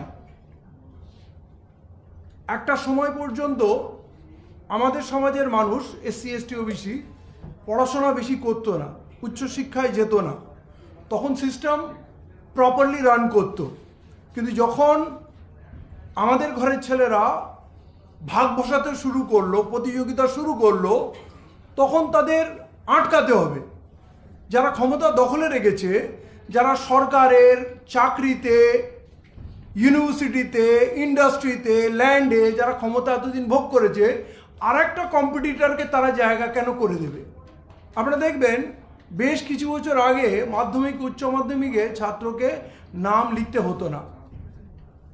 কোন বিশেষ প্রতিবাদ দ্বারা সিদ্ধান্ত নেওয়া হলো যারা ছাত্র নাম লিখুক মাধ্যমিক উচ্চ মাধ্যমিকে? এটা অন্য স্টেটগুলোতে নেই, এই বিচিত্র বাংলায় আছে, যেটা সম্প্রীতির বাংলা, নজরুল রবীন্দ্রনাথের বাংলা, সেখানে যাতে ওই ছেলেটার জাত, ধর্ম, কাস্ট, রিলিজিয়ন আইডেন্টিফাই করা যায়, এই ব্রিলিয়েন্ট প্রসেসে তাদেরকে সেটা আনা হলো। মাদ্রাসা বোর্ডে কিন্তু নয়, মাদ্রাসা বোর্ডে তো বুঝতেই পারছেন কেন নেই। যেখান থেকে আপনি আরও এগিয়ে যাবেন হায়ার স্টাডিতে, সেই জায়গাটা করা হলো। এবং দেখবেন বেশ কিছু বছর আগে আমরা এই বাংলায় আমাদের ঘরের ছেলেদের প্রথম দ্বিতীয় হতে দেখেছি। এই ক বছরে আবার দেখবেন 7 নম্বর 8 নম্বরের মধ্যে তারা ঢুকতে পারছে না। মানে প্রতিভা আমাদের কমে গেছে, আমাদের ছেলেরা পড়াশোনা কম করছে।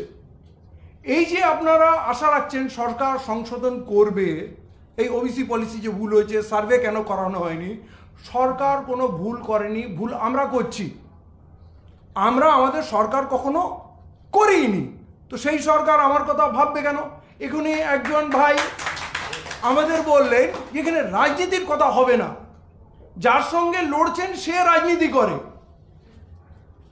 মানে ও আসবে মিসাইল নিয়ে, বন্দুক নিয়ে, আর আমি যাব সবজি ফুল মালা তার বন্দনা এইসব করে তার পায়ে চাটুকারুতা করে তার কাছ থেকে বলবো আমি ক্ষমতা জিতে নেব। তাহলে আমরা কি আইনের লড়াই ভালো করে লড়িনি? বাবরি মসজিদের লড়াইটা লড়েছিলাম এত বছর ধরে ভালো করে? সব কি তথ্য প্রমাণের উপরে পাস হয়? কি কিছু কিছু কেস ন্যায্য বিচার দেওয়া হয় যাতে আইনের প্রতি আমাদের আস্থাটা বেঁচে থাকে। আন্দোলন কি আমরা সব জায়গায় সফল হই? কৃষকরা সফল হয়েছে, শ্রমিকরা কি সফল হয়েছে যে লেবার অ্যাক্টকে ফিনিশ করে দিয়ে কৃতদাস বানানো হলো? আবার আমরা নাগরিক আন্দোলনে আমরা সফল হলাম যেহেতু সবাই ইন্টারেস্ট ছিল, কিন্তু সফল মানে কি আসামের কন্ডিশনটা কি রিভাইভ করতে পারলাম? মণিপুরের কন্ডিশনটা রিস্টোর করতে পারলাম কি? এখানে যারা এমএসকে নিয়ে আন্দোলন করলো তারা কি সফল হয়েছে? আপনার এসএসসির আন্দোলন যারা করলো, মাদ্রাসা সার্ভিস কমিশনের আন্দোলন করলো, এই গত 10-15 বছর ধরে দেখলাম শুধু ফুটপাতেই পড়ে আছে, কুকুর বিড়ালের সঙ্গে ঘুমছে, এমনকি ভদ্রলোকের বাড়ির মেয়েরা গিয়ে রাস্তায় তাদের জরুরি কাজটা করছে, এবং এই সরকারের পুলিশ তাদের রাস্তায় পেটায়, টানতে টানতে ভ্যানে তুলে নিয়ে যায় এবং তাদের কারাগারে দেয়, মিথ্যা কেস দেয়।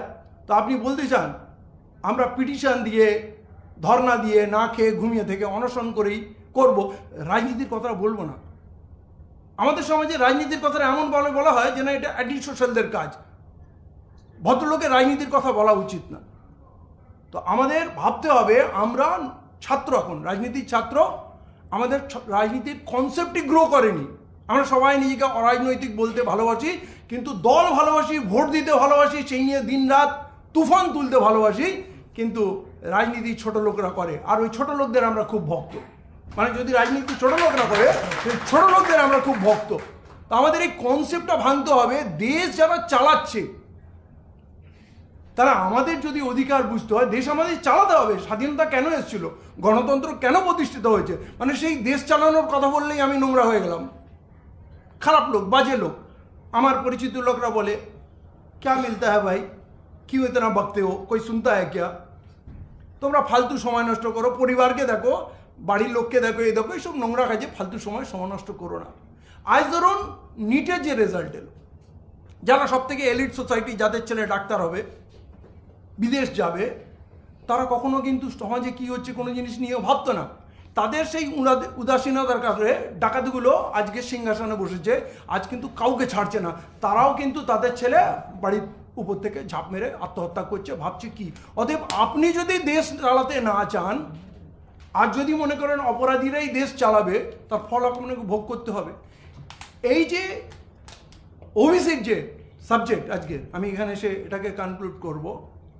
আজকে আমরা যারা ওবিসির ব্যাপার নিয়ে এখানে বসছি, আলোচনা করছি, যাদের ওবিসির সঙ্গে রিলেশন, আজকে যখন হকার উচ্ছেদ করা হচ্ছে আমরা চুপ করে বসে আছি। ওটা আমাদের তো ব্যাপার না, ওখানে তো ওবিসি কোটা খাটে না। যখন আরও সেগমেন্টে শ্রমিকদের সঙ্গে, কৃষকদের সঙ্গে চাকরির ব্যাপার নিয়ে, এই যারা জোম্যাটো নিয়ে ঘুরে বেড়াচ্ছে তাদেরও খুব কম পয়সায় কাজ করানো হচ্ছে, আদার যতগুলো সেগমেন্ট আছে আমরা কোনো ইন্টারেস্টেড না। আমরা যখন এটা নিয়ে আন্দোলন করছি তখন কিছু মানুষ লক্ষ্মী ভাণ্ডার নিয়ে খুশি আছে, ইমাম মুয়াজ্জিনরা তাদের ভাতা নিয়ে খুশি আছে। এরা একই সোসাইটির লোক, একই দেশের নাগরিক, কিন্তু কেউ কারোর জন্য কথা বলবে না। আপনারা কজন লেখাপড়া শিখেছেন, চাকরি চান, ওবিসি কোটায় স্কলারশিপ চান বা চাকরি চান, আপনারা কজন? আপনারা অরাজনৈতিক। আপনি ওই লোকগুলোকে ঘাটাতে পারছেন না, বাকি সমাজকে ঘাটাতে পারছেন না, সঙ্গে নিতে পারছেন না, কারণ আপনি অরাজনৈতিক। আপনি অনশন করছেন, কোনো দিন যদি চাকরিটা পেয়ে যায় তাহলে একটি সুন্দরী মেয়েকে বিয়ে করে আবার সংসার করবেন, আপনি আবার দরজাটা জানলাটা বন্ধ করে দেবেন, সমাজে কে বাঁচলো মরলো আপনার কিচ্ছু যায় আসে না। এই জায়গায় এসে আমরা দাঁড়িয়ে আছি, আমরা পুরো সমাজকে জুড়তে পারছি না। আর আমাদের ভাগ করা হয়েছে। অতএব আজকে যদি আপনাকে আপনার অধিকার পেতে হয় তাহলে পুরো সমাজকে জুড়তে হবে, প্রত্যেকের চোখের জল মুছতে হবে, প্রত্যেকের বিপদে দাঁড়াতে হবে। সামাজিক প্রাণী হিসাবে, জীব হিসাবে আমাদের যেটা দায়িত্ব তার পূর্ণ দায়িত্ব পালন করতে হবে, এবং সেইটা একমাত্র রাজনীতি দ্বারা সম্ভব। একজন পলিটিশিয়ানই সমস্ত কাস্ট, ক্রিড, রিলিজিয়নের লোককে অ্যাড্রেস করে, সে হচ্ছে স্মার্ট পারসন। সে দরকার ইফতার করে, সে দরকার পুজো করে। আর্টিস্ট আপনারা অনেক দেখছেন, তারা কিন্তু সব সেগমেন্ট, রিক্সাওয়ালার কাছেও যায়, কৃষকের কাছে যায়, শ্রমিকের কাছে যায়, সব জায়গায় যায়। সে হচ্ছে স্মার্ট, সে অ্যাকচুয়ালি সোসাইটিকে কন্ট্রোল করে। আর আমরা সোসাইটিকে কন্ট্রোল করতে পারিনি বলে আমরা দুর্বল। এবং এইটা মনে রাখবেন, ওরা খুব ব্রিলিয়েন্ট। আদালতে গিয়ে আপনি বিচার পাবেন না। এই 10 বছর এই দেশটা তৈরি হওয়ার পর শিডিউল কাস্ট, শিডিউল ট্রাইবসের সংরক্ষণ দেওয়া হয়েছিল। ওবিসি প্রোগ্রামটা পরে এসছে, তার মধ্যে আবার ওবিসি তো মুসলিমদের ঢোকানো হয়েছে ভোটের কারণে। এখানে কোনো সরকার নেই আপনার ইন্টারেস্ট ফুলফিল করার জন্য, ভোটের জন্যে, এবং সে তার পারপাসটা বিউটিফুলি পারফর্ম করেছে এই 10 বছর 12 বছর। এই যে 98টা 88টা টাইটেল কিছু না দেখে ঢুকিয়ে দাও, আরে সবকে ঢুকিয়ে দাও না, ভোটটা নিয়ে নিল, গ্যাপগুলো রেখে দিল ইচ্ছা করে। আজকে আপনি আবার হাউতাশ করছেন, কারণ আপনার সময় তারা কিল করে দিয়েছে। এই যে 10-15 বছরে যে ছেলেগুলোর চাকরিতে যাওয়ার ছিল, কেরিয়ার কথা ছিল, তাদের ফিনিশ করে দিয়েছে। অনেকের হয়তো টাইম বার হয়ে যাবে, আর তারা অনেক জায়গায় ঢুকতে পারবে না। অতএব আমি বলবো পুরো সমাজকে জুড়ুন। এখানে শুধু ওবিসির ইস্যু নিয়ে যদি আন্দোলন করে আর ওবিসির শিক্ষিত লোকগুলোই যদি আন্দোলন করে তাহলে হবে না। এনআরসির মতো আন্দোলন করতে হবে।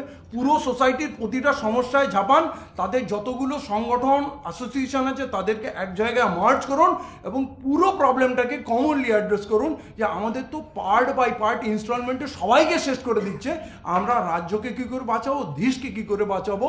আর তা নাহলে স্কুল বন্ধ হবে আর মোদের দোকান বেশি বাড়বে। আমাদের কথা ভাবার, আমাদের কথা ফিল করার লোক থাকবে না। যেটা রবিল স্যার বললেন, গ্রামে এটা নিয়ে কোনো চর্চাই হচ্ছে না। অতএব তাদের প্রবলেম যদি আমরা না চর্চা করি, আমাদের প্রবলেম তারা চর্চা করবে না। দুঃখিত, আমি একটু বেশি সময় নিয়ে ফেললাম। হ্যাঁ, তো সেই গ্রেটার অ্যালায়েন্সের কথা যদি আমরা ভাবতে পারি, তাহলে কিন্তু আমরা দেশ শাসন করতে পারি, রাজ্য শাসন করতে পারি, এবং আমরাই আমাদের সমস্যার সমাধান বার করতে পারি। তা নাহলে কিন্তু অন্য কেউ আমাদের সমাধান করবে না। যত আন্দোলন করুন, যত কেস করুন, কোনোদিনই অধিকার পাবেন না। ধন্যবাদ।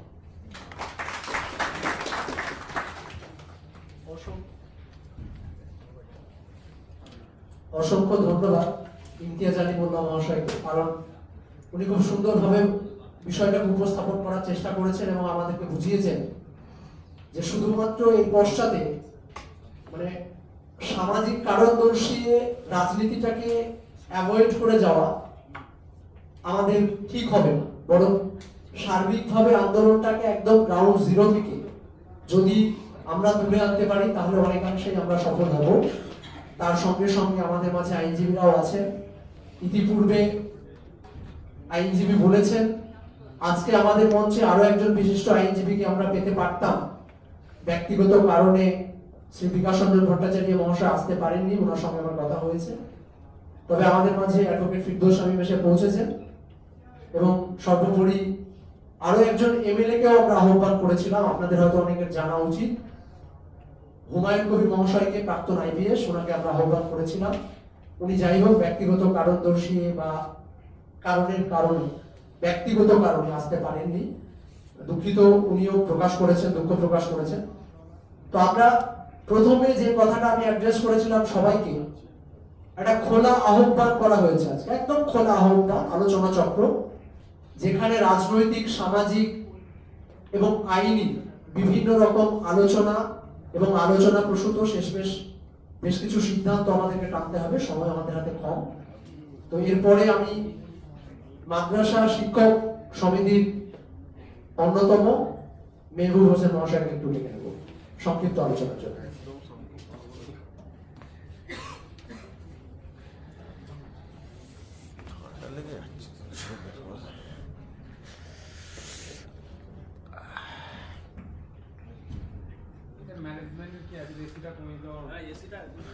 খুব ঠান্ডা লাগছে আর বেশ ঠান্ডা হয়ে গেছে। ম্যানেজমেন্টের কি আছে একটু বলো তো, বাইরে কি এসিটা কমাতে একটু।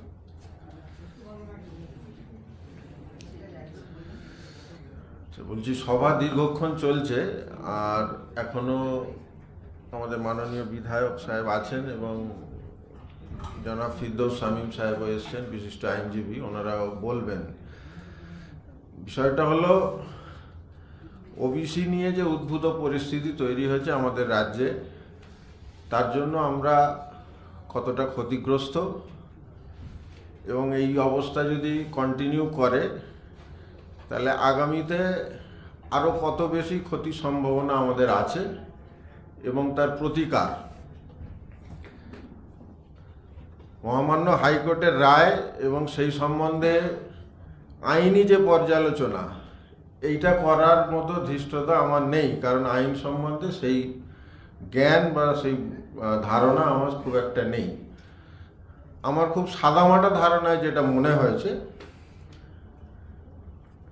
রাজ্য সরকার চেয়েছে, ইমতিয়াজ সাহেব একটু আগে বললেন, রাজ্য সরকার চেয়েছে বা এই রাজ্য সরকারের বর্তমান যা মোটিভ বা যেভাবে তারা চলছেন, তাতে করে আমার ব্যক্তিগতভাবে মনে হয়েছে ভোটের রাজনীতির বাইরে এরা কোনো কাজ করতে চান না,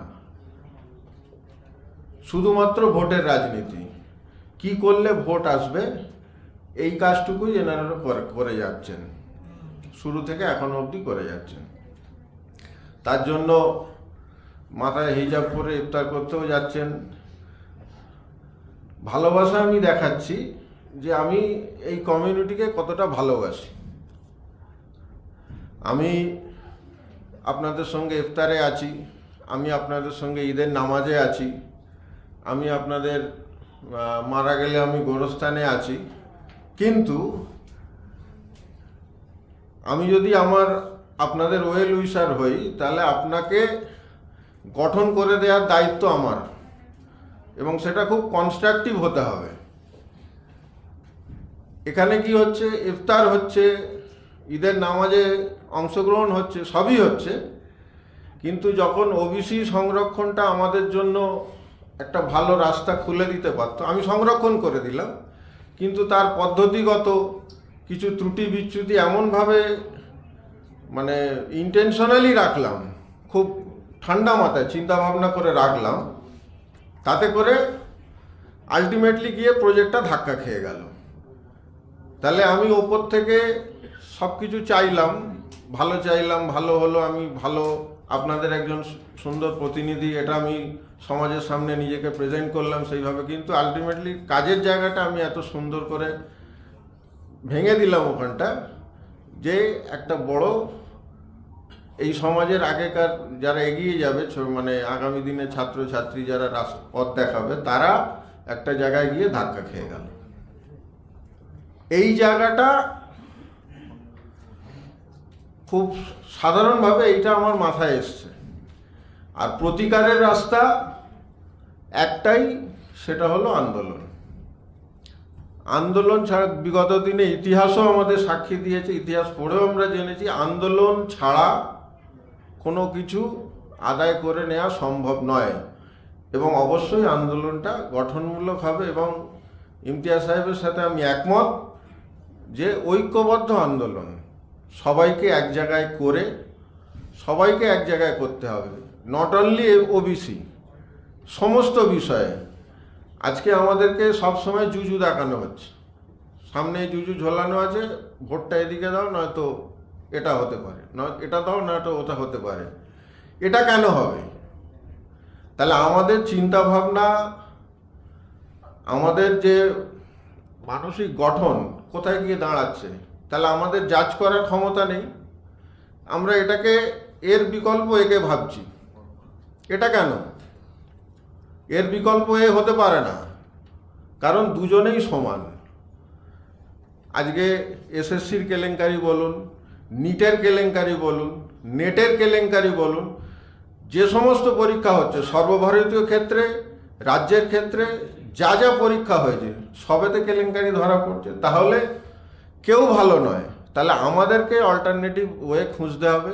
আইনি লড়াইয়ের বিষয়টা আইনজ্ঞ যারা আছেন তারা বিস্তারিত সুন্দর করে বলবেন, সেইভাবে আমরা চলবো। তবে লড়াইয়ের জন্য আমি একটা সংগঠনকে রিপ্রেজেন্ট করছি। লড়াই আন্দোলন যদি হয় তাহলে আমরা সর্বতোভাবে, সাংগঠনিকভাবে সর্বতোভাবে আমরা এই লড়াইয়ে সামিল হব এবং অংশগ্রহণ করব। আমরা লড়াইয়ের ময়দানে থাকব। বাস এইটুকু কথা বলে আমি আমার বক্তব্য শেষ করছি।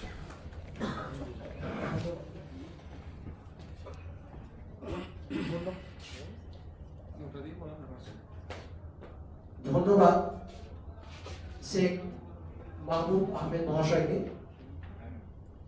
তিনি লড়াইয়ের বার্তা দিয়েছেন। কারণ একটা কথা আমরা বারবার বলি যে লড়াই করে পেয়েছি যা, লড়াই করেই রাখবো তা।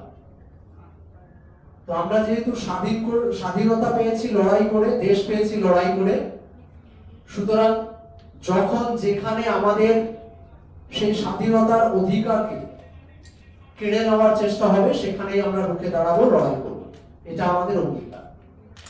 তো সেই জায়গা থেকে যেহেতু এই আন্দোলনটা দুটো ওয়েতে, প্রত্যেকটা এখনো পর্যন্ত যতগুলো বক্তা এখানে এসে বলেছেন, পোডিয়ামে এসে প্রত্যেকেই কিন্তু একটা কথা বলেছে যে একদিকে যেমন আইনি লড়াইটা দরকার, অনুরূপভাবে তেমন রাস্তার লড়াইটাও দরকার।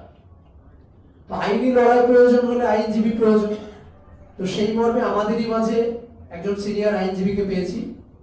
উনার কাছ থেকে আইনি লড়াই এবং রাস্তার লড়াইটা কেমন হওয়া উচিত সংক্ষেপে শুনে নেব। আসবেন ফিরদৌস আলী মহাশয়।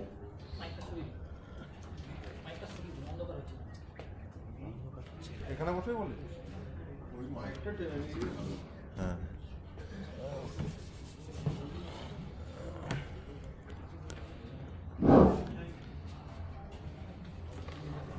অনেকক্ষণ, ঠিক আছে, অনেকক্ষণ শুনেছেন, বক্তব্য শুনেছেন, আর বেশিক্ষণ বক্তব্য শুনতে বেশি ভালো লাগে না। সারাদিনই তো জ্ঞান শুনছেন, আর এখন আর অত জ্ঞান কি আর ভালো লাগবে? তা হঠাৎ করে এখন প্রশ্ন হচ্ছে যে আজকে যে নিয়ে আলোচনা চক্র আপনারা রেখেছেন, 5 লক্ষ ওবিসি সার্টিফিকেট বাতিল, বঞ্চনা ও নিরসনের পথ। এখন বঞ্চিত মানুষদের কিছু অধিকার দেওয়া হয়েছিল, এটা তো পরিষ্কার, অর্থাৎ বঞ্চনা আছে। এখন এই যে দেখছেন, এই যে বঞ্চনা ছিল সেটা নিরসন হয়েছিল, আবার বঞ্চিত হয়ে গেছে।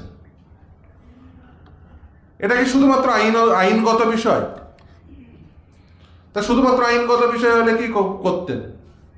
একটা ভালো অ্যাডভোকেটের চেম্বারে যেতেন, তার চেম্বারে ব্রিফ রেডি করতেন, মামলা করতেন, শেষ হয়ে যেত। ধরুন একজন অপরাধ করেছে, খুন করেছে,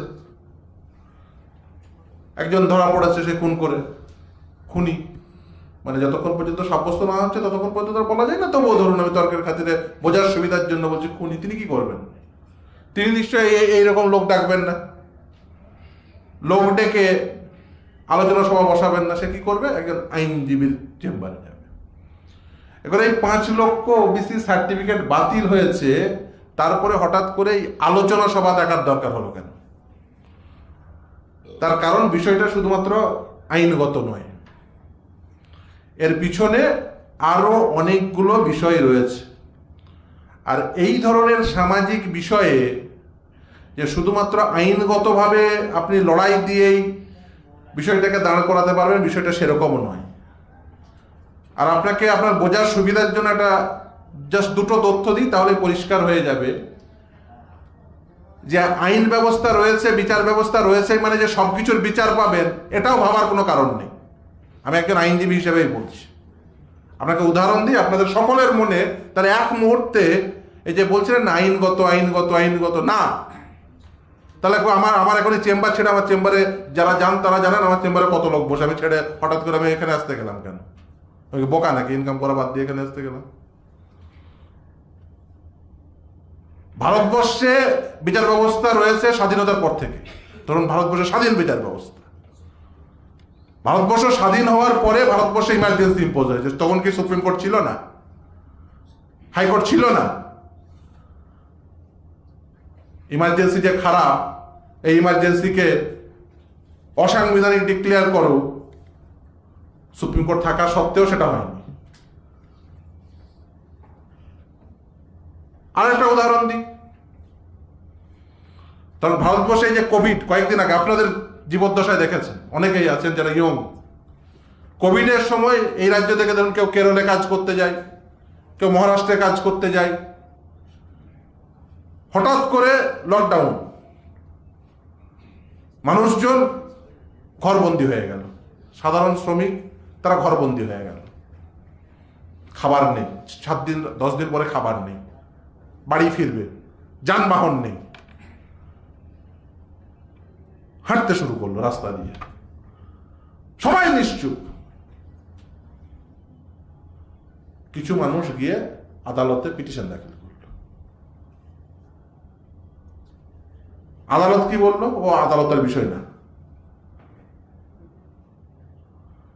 তারপর যখন গোটা সিভিল সোসাইটি বলতে শুরু করলো, আরে এ তো অমানবিক কাজ হচ্ছে, আমি আপনাদের বোঝার সুবিধার জন্য বলি, আদালত তখন তার নিজের ফেলা থুতু চাটলো, বললো আমাদের ভুল হয়ে গেছে, এদের সকলকে বাড়ি ফেরাতে হবে, সব ট্রেন খুলে দাও। আমি এই তথ্যগুলো, সাধারণ তথ্যগুলো কেন বলছি, তার কারণ এই যে লোকজন, সিভিল সোসাইটির লোকজন বলতে শুরু করলো, তখন আদালতের একটা প্রেশার তৈরি হলো। অর্থাৎ you have to act as a pressure group. এই যে ওবিসি নিয়ে আজকে আলোচনা করছি, ভাববেন না, অনেকেই হয়তো ভাবছেন এটা মমতা ব্যানার্জিকে শিক্ষা দেওয়ার জন্য এই মামলা হয়েছিল। না, এই মামলা শুরু হয়েছিল 2010 সালে। আপনাকে আমি এক্ষুনি জাজমেন্ট দেখিয়ে দিচ্ছি। অর্থাৎ বামফ্রন্ট যখন রাজ্যের মুখ্যমন্ত্রীর নাম বুদ্ধদেব ভট্টাচার্য, তখন এই মামলা শুরু হয়েছিল। কেন শুরু হয়েছিল তার পিছনের সমস্ত ইতিহাসে আমি জানি, কারা শুরু করেছিল, কোন গ্রুপ শুরু করেছিল। কারণ আপনি সংখ্যালঘু সম্প্রদায়ের মানুষ আগিয়ে আসছেন, বেশ কিছুটা আগিয়ে যেতে পারেন, আপনাকে আটকাতে হবে। যারা আটকাতে চায় তারা শুরু করেছিল মামলা। এখন সব সাধু সাজিলে হবে না। এর সঙ্গে আপনি যদি ভাবেন যে রাজনীতির সম্পর্ক নেই, এর সঙ্গে যদি ভাবেন আপনি অন্য কোনো কিছু সম্পর্ক নেই, মূর্খের স্বর্গে বাস করছেন। আপনি আজকের দিনে যদি দেখেন, জেলাওয়াড়ি রেজাল্ট দেখেন, আপনাকে আমি তথ্য দিই, এবছরের নিট ইউজি এত কিছু হয়েছে। আপনি পশ্চিমবঙ্গে জেলাওয়াড়ির সমীক্ষা করুন, সব থেকে বেশি মেডিকেলের চান্স পেয়েছে যে জেলা, সেই জেলার নাম জানেন? মুর্শিদাবাদ। সংখ্যালঘু অধ্যুষিত একটি জেলা। কেন পেয়েছে? তার কারণ বেশ কিছু সামাজিক উদ্যোগ শুরু হয়েছে। কি, আমি তাকে অত্যন্ত স্বীকৃতি দিই, শ্রদ্ধার সঙ্গে দেখি। বিভিন্ন জায়গায় তৈরি হয়েছে, দেখবেন এই মিশন তৈরি হয়েছে, বিভিন্ন মিশন। এই যারা শিক্ষা ব্যবস্থার সঙ্গে যুক্ত হয়ে একটা সামাজিক আন্দোলনের রূপ দিয়েছে। তার ফলে কি হয়েছে, সমাজের পিছিয়ে পড়া অঞ্চলের মানুষ তারা সুযোগ পেয়েছে। আমি খুব বেশি এই কনস্টিটিউশনের কথা বলতে আসিনি, আমি কিছু প্র্যাকটিক্যাল কথা বলতে এসেছি এখানে। আমি জানি কোথায় কি বলতে হয়। তাহলে এই সভাগুলো প্রয়োজন হলো কেন আজকে এই আলোচনা সভা? তার কারণ আপনাদের অ্যাক্ট করতে হবে অ্যাজ এ প্রেশার গ্রুপ, এবং সেই প্রেশার গ্রুপ হিসেবে অ্যাক্ট করতে গেলে আপনাকে বেশ কিছু কর্মসূচি নিতে হবে। আপনাকে জাস্ট কয়েকটা তথ্য দিই, তাহলে আরো পরিষ্কার হয়ে যাবে। এই যে এখন যে নিয়ে বিতর্ক হচ্ছে, NET UG, NET PG. NET UG আপনি যদি মনে করেন, এই যে ধরুন আজকে সুপ্রিম কোর্টে, আমি আদালতকে ক্রিটিসাইজ করছি না, কিন্তু কিছু সময় সেলফ ক্রিটিসিজমের প্রয়োজন হয়। কারণ দেখেছি, জেনেছি, বুঝেছি বলেই বলছি। যদি নেট ইউজি নিয়ে একটা ছেলে ওই পেপার লেক হয়ে গেছিল, মামলা করতো, আপনাকে আমি বলছি মামলা বাতিল হতো। কিন্তু দেখলেন রাজস্থান থেকে একজন মাস্টার মশাই বলছে, পশ্চিমবঙ্গতে বারাসাতে 6টা ছেলে আন্দোলন করছে, ও বহরমপুরে 10টা ছেলে আন্দোলন করছে। গোটা দেশব্যাপী কেউ ইউটিউবে, ফেসবুকে, হোয়াটসঅ্যাপে যে যেখানে পাচ্ছে বলছে, আন্দোলন হচ্ছে। সরকার নিট পিজি আর নিতে পারল না। কেন? আমি বলছি নিট পিজিতে এবছর দুর্নীতি হয় তা নয়, আমি আমাকে নাম করে করে বলে দেবো দাঁড় করাবেন, নিট পিজিতে চান্স পেয়েছে, জিজ্ঞাসা করবেন 5টা ডাক্তার পরপর বসিয়ে দেবেন সেই সাবজেক্টের, তারা পরীক্ষা নেবে, ফেল করে যাবে। নিট পিজিতে আগেও দুর্নীতি হতো, তাহলে তখন কেন হয়নি? তার কারণ তখন প্রেশার গ্রুপ হিসাবে কেউ অ্যাক্ট করেনি, আজকে হচ্ছে। আপনারা যদি আজকে এই আলোচনা সভা করছেন, এই আলোচনা সভা যদি 2011 সাল থেকে করতেন, তাহলে আমি বলছি এই রায় হতো না। সরকার বিড়ম্বনায় পড়ছে, এই যে এসএসসি দেখছেন যে মামলা হয়তো আমি করি, হয়তো ভাববেন যে আপনি সেই মামলার কথা বলবেনই, হয়তো না, সে মামলা বলার জন্য এখানে আসিনি, কিন্তু সেই মামলার উদাহরণ দিতে অবশ্যই দেব। যখন এই ছেলেমেয়েরা প্রথম আমার কাছে এসছিল, তখন আমি তাদের মামলা করেছিলাম, তার সঙ্গে বলেছিলাম রাস্তায় বসবি। আমি বৃদ্ধাশ্রম বলেছিলাম, কেন বলেছিলাম? এমনি না বুঝে বলেছিলাম, আমি বুঝেছিলাম এর ম্যানিফেস্টেশন প্রয়োজন। Until and unless this manifestation, it is impossible. এই লড়াই অসম্ভব। আমি গিয়ে আদালতে বলবো সেই সময়ের হেভিওয়েট নেতা ও দুর্নীতি করছে, আদালত মানবে কেন? ও বলবে একটা দুটো দুর্নীতির উদাহরণ এনেছো, ও দুর্নীতি করছে, ওদের ধরে বের করে দিলাম, হয়ে গেল। কিন্তু আদালত দেখছে 6 জন মামলা করেছে, আর বসে তো 600 জন। This is the manifestation. এখন আপনাকে যদি সেই ম্যানিফেস্ট না করতে পারেন, এই মামলায় এই যদি যে ধরনের মামলা হয়েছে, সেই মামলায় যদি আপনি প্রথম থেকে সজাগ থাকতেন, তাহলে আপনার মনে হয় এই মামলায় শুধুমাত্র এই জায়গায় থাকতো। মামলায় তো আরো সব, আমি কাউকে খারাপ ভালো বলছি না, দেখেন একে ওকে তাকে বাঁচাতে একে দাঁড় করানো হয়, ওকে দাঁড় করানো হয়, মামলা দাঁড় করানো যেত না? মামলা কিভাবে পরিচালিত হয়েছে হাইকোর্টের প্রসিডিংস দেখলেই বুঝতে পারবেন। আপনাদেরকেও সজাগ হতে হবে। আজকে যারা এখানে এসছেন, আমি তাদের বলবো 2 ধরনের প্ল্যান নিন, একটা হচ্ছে শর্ট টার্ম, একটা হচ্ছে লং টার্ম। শর্ট টার্ম কি? তাহলে আজকে আপনার সামনে ওবিসি সার্টিফিকেট নিয়ে লড়াই, নিশ্চিতভাবে লড়বেন, আইনগত লড়াই লড়তে হবে আপাতত এটার জন্য। কিন্তু ওবিসি সার্টিফিকেটই শুধুমাত্র কি একমাত্র সংখ্যালঘু পিছিয়ে পড়া বঞ্চিত মানুষদের একমাত্র ইস্যু? তা তো নয়। আপনাদের এক থাকতে হবে যাতে যারা ওই 2010 সালে আপনার আগিয়ে যাওয়া আটকানোর জন্য, এই 2024 সাল দেখানোর জন্য 2010 সাল থেকে তারা সংঘবদ্ধ হয়ে যারা আপনারা ওই যাত্রাপথ আটকাতে চায়, তারা যাতে না পারে, সেই জন্য আপনাকে এই লং টার্ম প্ল্যান করতে হবে। আপনার বাড়ির ছেলে মেয়েরা যাতে সমান অধিকার পায়, তার জন্য আজকে নয়, আগামী দিনেও যাতে পায়, তার জন্য আপনাকে সংঘবদ্ধ হতে হবে, তার জন্য আপনাকে প্রেশার গ্রুপ হিসেবে অ্যাক্ট করতে হবে।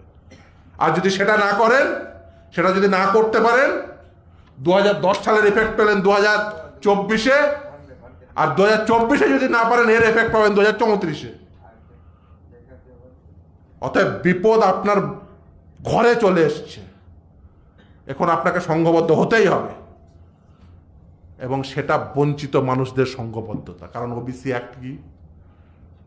ওবিসি অ্যাক্ট কোনো ধর্ম সম্প্রদায়ের মানুষকে সুবিধা পাইয়ে দেওয়ার জন্য নয়। দ্য ক্লাস অফ সিটিজেন, তাদেরকে আইডেন্টিফাই করা, তারা কতটা পিছিয়ে আছে সেটাকে আইডেন্টিফাই করা, এবং তাকে সমান অধিকারের সুযোগ দেওয়া। এখানে কেউ বেশি অধিকার পাচ্ছে না। অনেকে মনে করেন, কারণ অনেকে এই যারা এইগুলো করছেন, তারা আসলে মনে করেন, তারা এই ধারণা পোষণ করেন যে এইগুলোতে দেওয়া হচ্ছে তার কারণ এদেরকে এক্সট্রা অধিকার দেয় না। সংরক্ষণ দেওয়া হয় সমান অধিকার, সমান অধিকার দেওয়ার জন্য, কারণ রাষ্ট্র সকলকে সমান অধিকার দিতে ব্যর্থ হচ্ছে। উদাহরণ দিই, পরিষ্কার হয়ে যাবে। ধরুন ওই বাঁকুড়ার এক আদিবাসী পাড়ার একটি ছেলে, বা মুর্শিদাবাদের ওই বাংলাদেশ বর্ডারের একটি মুসলমান ঘরের ছেলে, সে যা শিক্ষার অধিকার পায়, তাকে পড়াশোনা শিখতে গেলে তাকে যে পরিমাণ কষ্ট করতে হয়, তাকে যে এফোর্ট দিতে হয়, সেই এফোর্ট আপনি মনে করেন যে শহর কলকাতায় বসবাস করা একজন এলিট অ্যাফ্লুয়েন্ট ফ্যামিলির একজন ছেলে মেয়েকে দিতে হয়? হয় না, সেই এফোর্ট দিতে হয় না। তাহলে তার যে যাত্রাপথ আর শহর কলকাতার একজন অ্যাফ্লুয়েন্ট ফ্যামিলির একটি ছেলে বা মেয়ের যে যাত্রাপথ, সেটাকে তার দৈর্ঘ্য কি সমান? আপনাকে রেস দিয়ে বোঝায়। একজন ধরুন এখান থেকে রেস শুরু করলো, আর একজন এখান থেকে রেস শুরু করলো, পৌঁছবে দুজন এখানে। যে এখান থেকে রেস শুরু করলো সে আগে পৌঁছে যাবে, যেহেতু যে পিছনে আছে তাকে যাতে ওই সমান সুযোগ, একই মঞ্চ, একই পোডিয়াম দেওয়া যায়, সেই জন্য সংরক্ষণের উদ্দেশ্য হলো, সংরক্ষণকে আমি ব্যক্তিগতভাবে মনে করি না যে একটা দেশে সংরক্ষণ আছে মানে সেই দেশ খুব অগ্রসর, না। কারণ রাষ্ট্র ব্যর্থ হয়েছে সকলকে সমান সুযোগ দিতে। মুম্বাইয়ের ওই আম্বানির স্কুলে যে মানের পাঠ হয়, ওই মুর্শিদাবাদের ওই বাংলাদেশ বর্ডারের একটা স্কুলে একই মানের শিক্ষাদান হয় না। সেই জন্য সমান অধিকার দেওয়ার জন্য, সমান সুযোগ, রাষ্ট্র ব্যর্থ হয়েছে সমান সুযোগ দিতে, তাই সংরক্ষণ দিতে হয়। কিন্তু আপনার লড়াইটা শুধুমাত্র সংরক্ষণ পেলাম কি পেলাম না তার লড়াই নয়, কারণ একটা ফোর্স কাজ করছে গোটা রাজ্যব্যাপী, গোটা দেশব্যাপী, যারা আপনি তো পিছিয়ে আছেন, আপনি বঞ্চিত, আরো বেশি যাতে বঞ্চনায় থাকেন। কারণ আপনার বঞ্চনার ইতিহাসটা একটু সুরাহা হয়েছিল, আবার আপনার বঞ্চনার ইতিহাস আবার আপনাকে ঠেলে সেখানে পিছিয়ে দেওয়ার জন্য 2010 সালে তারা শুরু করেছে। তারা ফল পেল 2024-এ। সাধু সাবধান, আপনি যদি 2024-এও একত্রভূত না হতে পারেন, আপনি আবার একটা অন্য শখ পাবেন 2034-এ। তাই সকলকে বলবো, নিশ্চিতভাবে আপনাদের সামনে এখন আছে ওবিসি সার্টিফিকেটের লড়াই, সেটা নিশ্চিতভাবে আইনগত লড়াই চলবে।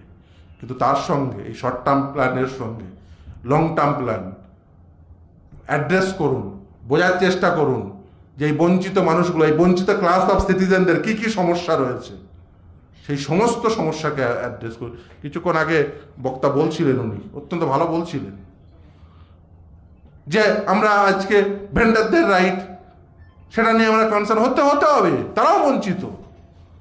আপনাদের সেই কমন প্ল্যাটফর্ম থেকে তাদের কথাও বলতে হবে যে 2014 সালে এই আইন এসছে, স্ট্রিট ভেন্ডার অ্যাক্ট এসছে, ইমপ্লিমেন্ট করতে কোথায় টাউন কমিটি, কোথায় গভর্নমেন্ট রিডার্সাল মেকানিজম? এই ভেন্ডাররা যারা ধরুন আজকে ধরুন যাদের পুলিশ লাঠি দেখাচ্ছে, বলছে উঠে দাও, তারা যদি সেদিন সংঘবদ্ধ হতে পারতো 2014 সালে, তারা যদি সেদিন বলতে পারতো তো তুমি আমাকে ভেন্ডারদের টাউন কমিটি দাও, তারা যদি বলতে পারতো আমাদের গিভেন্স রিডার্সাল মেকানিজম দিতে দাও, আজকে তো পুলিশ তাদের লাঠি দেখাতে পারতো না। আপনার কাজ হবে যাতে পুলিশ লাঠি না দেখাতে পারে, বা যারা আপনাকে চোখ দেখাতে চাইছে তারা যদি ওই লাল চোখ না দেখাতে পারে, সেই জন্য আপনার সংঘবদ্ধতা তৈরি করা। আর তা যদি না পারেন, আজকে 2024-এ লাল চোখ দেখছেন, 2034-এ আরো ভয়ানকভাবে সেটা দেখতে হবে। তাই আমি বক্তব্য দীর্ঘায়িত করব না, যারা এখানে আছেন তারা নিশ্চিতভাবে এই এফোর্ট নেবেন যে আজকে একটা শর্ট টার্ম লক্ষ্য নিয়ে আমরা একত্রীভূত হয়েছি, কিন্তু আমরা সামনের দিনে আরো লং টার্মের জন্য আমরা সকলে একত্রীভূত হব এবং এই বঞ্চিত মানুষদের কণ্ঠকে আরো উদ্দাম কণ্ঠে বলবো। সকলে ভালো থাকবেন এবং আমি জানি সকলে এই উদ্যম গ্রহণ